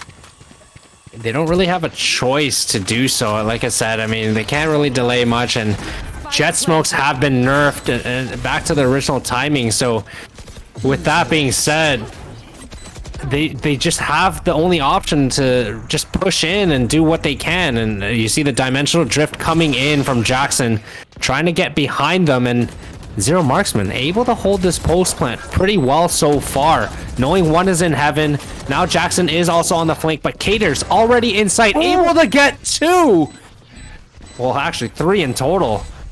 And now Jackson, that flank finally coming in handy. JGM left on a 1v1 situation, has to fake defuse, but will get taken down to the bomb regardless here. It's a good round by Zero Marksman. JGM fighting tooth and nail there. He wanted that so bad, but that Yoru ult, the dimensional drift, was just amazing. Jackson coming out from behind, took him some time as he ran by, went into B, and held that shift key all the way in and coming in for some kills, which was super well done. Bringing around 1 round deficit. Endless. Take Flight has really fought back here, and they're panning this out for us to be a really good game. And you know what? I thought that the composition from Zero Marksman with this 5 heavy attack-based comp was going to pan out, but hey, Take Flight adapting, and that's so nice to see. It is. It's definitely good to see, and Zero Marksman doing a very good job, having 6 rounds already on this attacker side without having any real smokes. So realistically, it's really good. They're able to get a lot of early info and just push into site aggressively because they have those agents to essentially do that for them. But, I mean, the defensive side, with this being 3 bomb sites, it's going to be very difficult. There's no Sentinel. Zero Marksman looking to win this and bring it to a 7-5 half, and it's down to a 4v1 situation. So they're looking to do exactly just that, but Scoob has a little bit more to say about that before getting taken down by Perseverance. But 7-5, I'd say they needed those 7 rounds. Now the defensive side, with them already having an issue with the setup and the defensive side being a lot more thin on this map, they really need those Sentinels and smokes to kind of delay. They do, and I'm getting a quick waft to chat here as OG Slim saying ZMM is just vibing, as they're just having a great time playing this game. And you know what, we can see that. Maybe that's kind of what's panning into this composition that we see here with the heavy duelist attack-based comp. No smokes, of course, but hey, you know what? It got them 7 rounds, and going into the second half, they should be feeling pretty good. But Take Flight, you know, you got to take every single match as an opportunity to practice, get to know your enemy, and get some good chemistry building. That's critical here. Definitely would be the case, and now we're back to seeing the frenzy meta and having 5 duelists. I mean, you ideally want to see as many frenzies as possible, even on the defensive side. But look at Harmony already on the flank. 3 of the Zero Marksman players already flanking, and this is going to be a pinch back towards A. So if they can hold this control and pinch them into sight, this should be a round for Zero Marksman. Talk about lacing up for the flank. There's 3 people holding the W key. Nike's laced up, and they went all the way around as Carouse going to take out Caters there to bring that number down to just 1 for Take Flight. It's all up to Polar Bear, who is unable to close it out. 8 rounds now. Zero Marksman, that early information, Kevin, was super nice. Really well done to get aggressive and come around from behind. I 100% agree with you. I mean, before you know it, before they even had full control of A, 3 of the Zero Marksman players were already on that flank, and they're able to get that pistol round. I wonder if Take Flight is going to choose to bonus here, and oh my god, again, we see Carouse with the Phantom. But, I mean, he's the Reyna. It's fine. That's okay. He can full heal and just, you know, win the round. So, I'm okay with that. I am too. There's nothing like a good Devour to start off the round, getting you that bonus 50 HP that you need. And Arena Phantom with a little bit of Empress on top, unfortunately not available, would have been nice to see. But here we are, guys. ZMM in a position to close out round 9 for themselves. And it is the Marshal, I think, of Perseverance there, who's posted up inside of C as smoke's coming out. Dashing right in, Perseverance is about to be met with a barrage of enemies. Oh boy, getting 1 for himself. Can he get 2? No! JGM at last countering this out, bringing the numbers up even yet again, and now the big flank. Endless, these flanks are so well placed and so well timed. Oh, Scoob able to get the Phantom, and now this is gonna be interesting. I mean, being stuck in a 2v2 situation, they do have a Phantom up and one coming from CT, but Jackson, I mean, the coach is proving to be a little bit too much for them right now. Yeah, he's putting up a battle, that's for sure. And round 9 in the books. Zero Marksman, I don't think they know what defense means. It's pretty much attack. Everything means attack, and in this case, defense means flank. Just can we change that to FLK instead of DEF on the top? And I think we'd be okay. Yeah, they're going to be on the side flank. I mean, it seems to be working really well for them, and I'm glad they understand that their aggression is essentially necessary with their comp, and like they said, I mean, they're having fun. 5 duelists, why not? Let's get that early flank going. Let's get the early flank of Perseverance. Odin in hand, 1 cannot spray transfer for the 2 is Polar Bear answering back. And alas, they have a chance to bring home a round. Zero Marksman having a great time with this as JGM has his lawn chair out outside a garage. Gonna pick up Carouse and bring this round very much attainable. I mean, I'm just having a great time casting. The Zero Marksman is taking us on a ride here, Endless. All left to the coach, and I mean, let's see if he can show us what he preaches. And with the flashes going in, he's ready to take this by storm. Gets that first opening pick. Maybe looking for that other contract as well to become an official player, but unfortunately JGM has something to say about that. It's going to end that right there. And I mean, they're slightly mounting a little bit of a comeback here. 9-6. Economy is kind of hurting on the side of Zero Marksman right now, so they're going to light by and save. So this is the round that Take Flight really wants to win, and ideally try not to lose a lot of people on. They're kind of changing their meta of play as well. I mean, oh man, this is gonna probably be an A take or a mid split, but 4 of Zero Marksman's players are already aggressing A. Ozo, 1 and 2. I just wanted to let that round play itself. Getting a third for himself as Enjoy finally answers back. And you know what? Zero Marksman, a little bit of a repeat Endless. Maybe their aggression is not working out too well in their favor. They're getting picked up on here by Take Flight, who's learning, adapting, sitting back a bit more, I'd say. Yeah, that was a very difficult round for Zero Marksman to win to begin with. I mean, they had no guns and not even really any armor, so Ozo able to, you know, work through that Cypher cage, get those 3 picks, and I mean, that right then and there should have secured the round already. So I mean, now we see the Odin back up on Perseverance. We see an Operator, 2 Vandals, and a Phantom. So a full buy round here for Zero Marksman. I think they're going to start playing a little bit more passive now so that they don't let this game slip away. I mean, history has said that that's the right thing to do, but okay, Perseverance is just he's got like a 20-pound dumbbell on his mouse 1 key as Polar Bear answers back and taking out Karus to kind of equal the numbers out there, but I don't think Perseverance knows what it means to not shoot. Yeah, look at this. The guy just got his finger. I mean, hello? Just somebody get this guy a gun with 1,000 bullets and just tell him to put his mouse upside down on his desk and just let it fire. Opening the spam fest and getting 2 for himself there. And here we are, guys. Spike going down on A. Let's see if Zero Marksman can retake. I mean, all you need is Coach Jackson here and JGM, all left to him.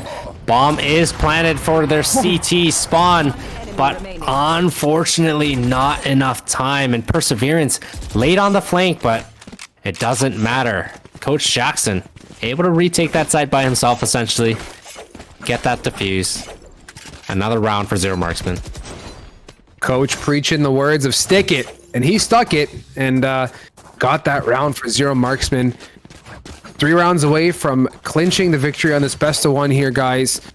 So far, this has just been, dare I say, a meme of a match, but you know what? It's been great gameplay all around. This is a comp that I'm having a great time casting, but it's just goes to show you guys that Take Flight is here to play, and this is a great learning experience for them, I believe. Unless I think you'd kind of say the same. Learning how to adapt to these different situations is really nice. Yeah, adapting is super important. I mean, just understanding, and they've shown us that they understood exactly how, you know, other opponents always play, and especially, you know, being able to win the last series and understanding how the rotations made a difference. I think that's crucial. And Zero Marksman, I mean, this is not an ordinary comp. So for Take Flight to be a little bit in scramble mode, not really understanding how everything's going and how everything's going to be played out, that's totally fine. You're not usually used to this type of aggression. And on top of that, I mean, they don't need any smokes. They can just all dash into sight. And Perseverance left on a 1v2 here. Score is 10-7. He's purposely getting pinged. I think they're just having fun at this point. Perseverance just stands there with the ping pong noises. The spike is planted nowhere in a position for him to even get on that safely, and JGM answers and takes him out. So 8 rounds, Take Flight, 0. That's funny. He's just like, all right, you know what? I'm just gonna let it happen. It's over anyways. Like, what am I gonna do? I'm not getting away from this dart. I'm the last guy standing. Bomb's in a tight spot at its best. So Karus there, you can see, has Empress available, but no money to back that up. That's unfortunate on this. I really wish he had a gun there to pop that ult. No, I wish so too, and I mean, if you notice on the scoreboard, we're not used to seeing this, but Enjoy not really doing a lot just yet. And I mean, can you blame him? Or never mind, I guess he's watching the stream. Starting off that round with the knives out, getting that pick onto Scoob. And now JGM trying to make some things happen. Enjoy taking out Polar Bear as well. I think this is his round.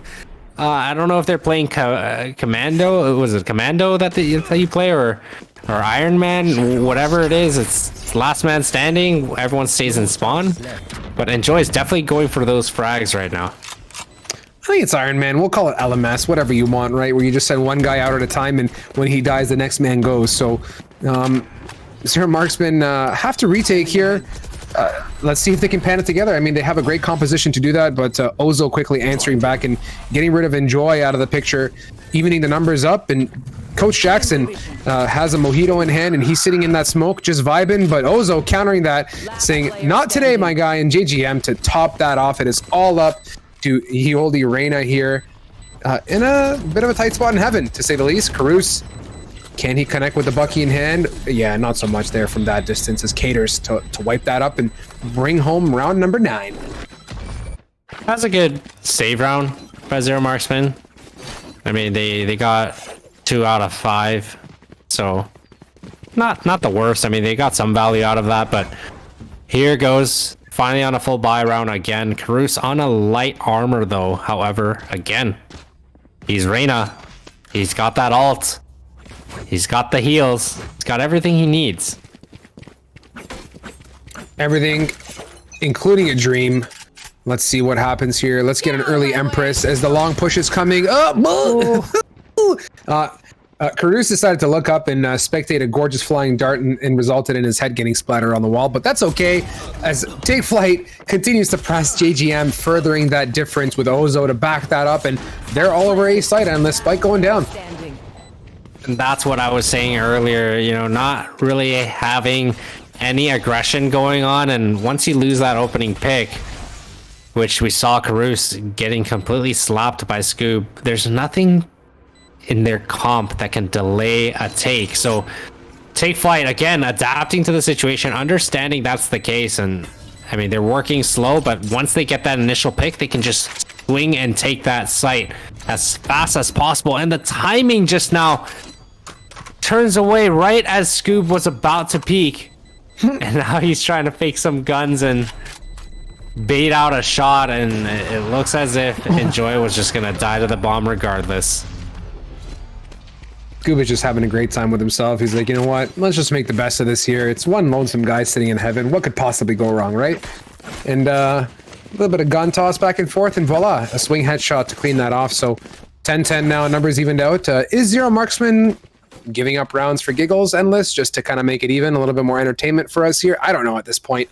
I'm having a hard time putting one-on-one together. This comp is just so out there for me that it's just, I don't know, it feels weird.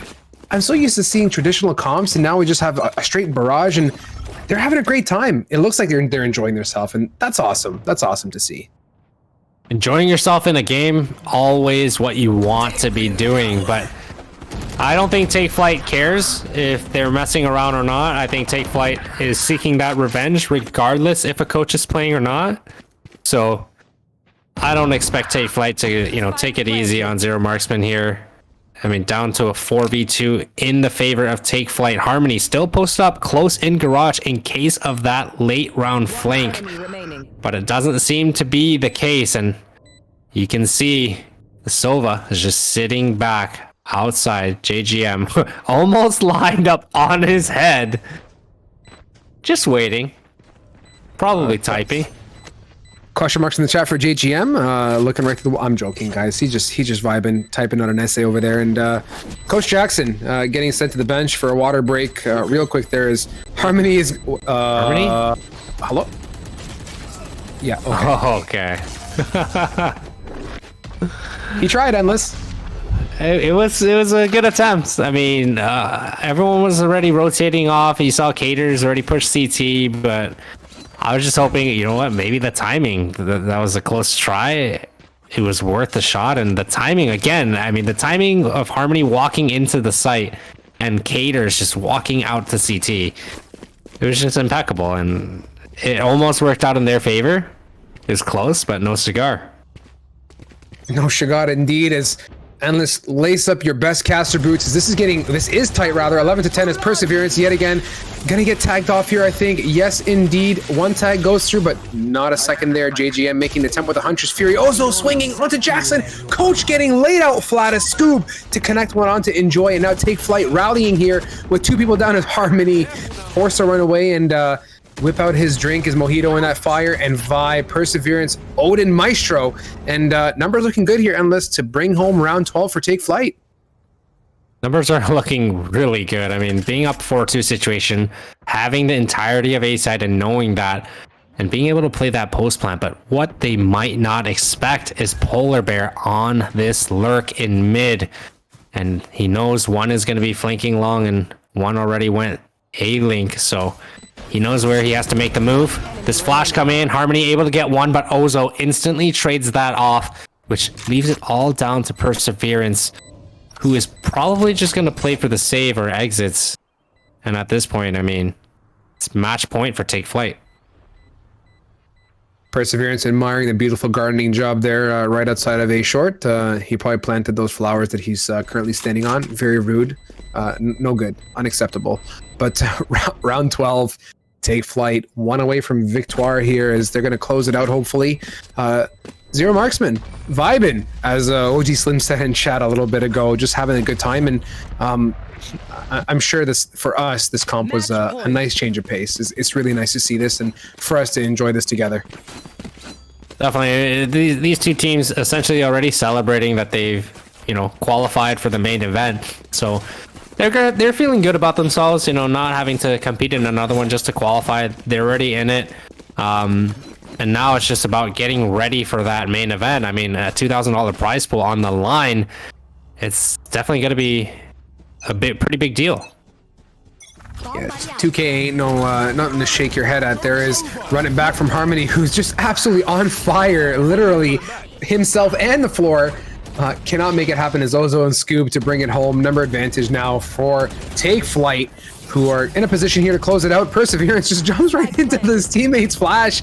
Knife out, middle of the air. Harmony, at this point, is just literally flashing his teammate, it looks like, and he gets one for himself. Endless, looking like Take Flight gonna bring this home in Zero Marksman, going out with a bang and a show for us. Arus, I mean, still standing, trying to make something happen. I'm not sure if they really care to go for it, but again, Take Flight not risking any chances. They're gonna ensure. And that trigger discipline by Ozo. Karus had no idea he was under window. Gets that pick. Now the time is not on his side. And it leads in a 2v1 situation. Cater's trying to do a 360. But unfortunately, Take Flight, they're going to advance to the lower finals to play against Sakura Storm in a best of 3. And the winner of that will go on to face On the Way. Their heart will go on Endless as they proceed onwards and upwards here. An interesting match for us. I was expecting something different. Part of me was like, these guys are gonna, they're gonna play a game, right? They're gonna play a traditional best of one. We're gonna see the creme de la creme, la discipline of of all time. It's going to be great. And then we get a 5-man composition like this, where it's just a barrage of you name it flying from everywhere. And that was awesome. I haven't been in a position in this level of gameplay and these types of brackets to see those types of comps. I don't know. Have you? This is a first for me, at least in Valorant, seeing this kind of selection 5-man comp come out.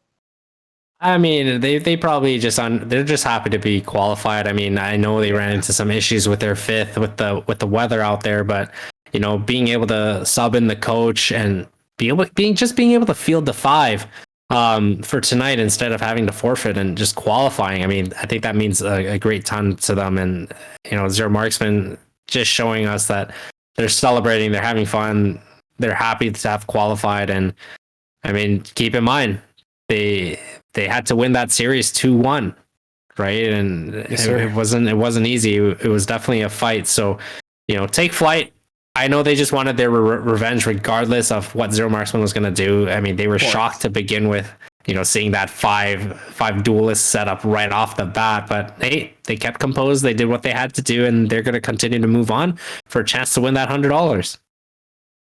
Absolutely. And listen, we're going to button ourselves up here, guys. As always, a big thank you. Much love to all of you. Don't forget to use code GLG10 when you're getting yourself some drink control. It means the world to us. Big ups to Spectral Esports for supporting us on this chapter in the saga for our VAL-AM invitational here that's taking place. Be sure, guys, to slap the socials, Twitter, get in our Discord, be notified of all the good things happening. We're going to vibe for a bit, come back to you guys. Do not go anywhere. Bio break, get yourself a snack, chill out, come back for some more gameplay because this is just the beginning. If you guys like what you saw so far, there is so much more to come. Lots of love, guys, from Endless and I. Have yourselves a fantastic evening and do not go anywhere. We got more coming for you. Oh, and before I forget, Sakura versus TF. That's coming up. Endless. That's going to be a huge one, right? BO3, do not miss it, guys. So please stay tuned for this one. We'll be back this time. See, we'll get another one. Sylph will find Doobie. Blast us. Find Sylph, though, in the trade, and now it's a 2-for-2. Yeah, Doobie being able to pick up 2 kills there is absolutely huge, though. So much damage to the economy if they can continue to get more here. As Deluxey gets 1, goes for 4, can't secure it. Badger needs to pick up the slack, but that is still a round win, but very costly for AU, losing 4 members to pistols. Smart play from Thrifty. It's not the kind of play that we would think we'd see. Because they are taking their time. They are making sure that they don't get caught off guard by some of these piecemeals. As Quantavius, as soon as I say it, Defcon gets caught off guard by the shorty and gets immediately taken down. And now the round starts. The massive rotations, though, coming in from Thrifty to go straight towards the A site. Gonna be pretty big as Doobie will find kill out. 3 members here in Garage looking to bust out, but here's Sylph just holding the angle. Kill is forced off down to 20 HP, but do they repeat or did they just let the site do? They just let the site do. Sylph picks up 1, picks up 3. Badger secures the round, and that's 2 in a row now, once again for AU. Sylph just peeking out and saying, look, I didn't want to play this map 3. I wanted this. The smoke dissipates and Clay has his trigger ready.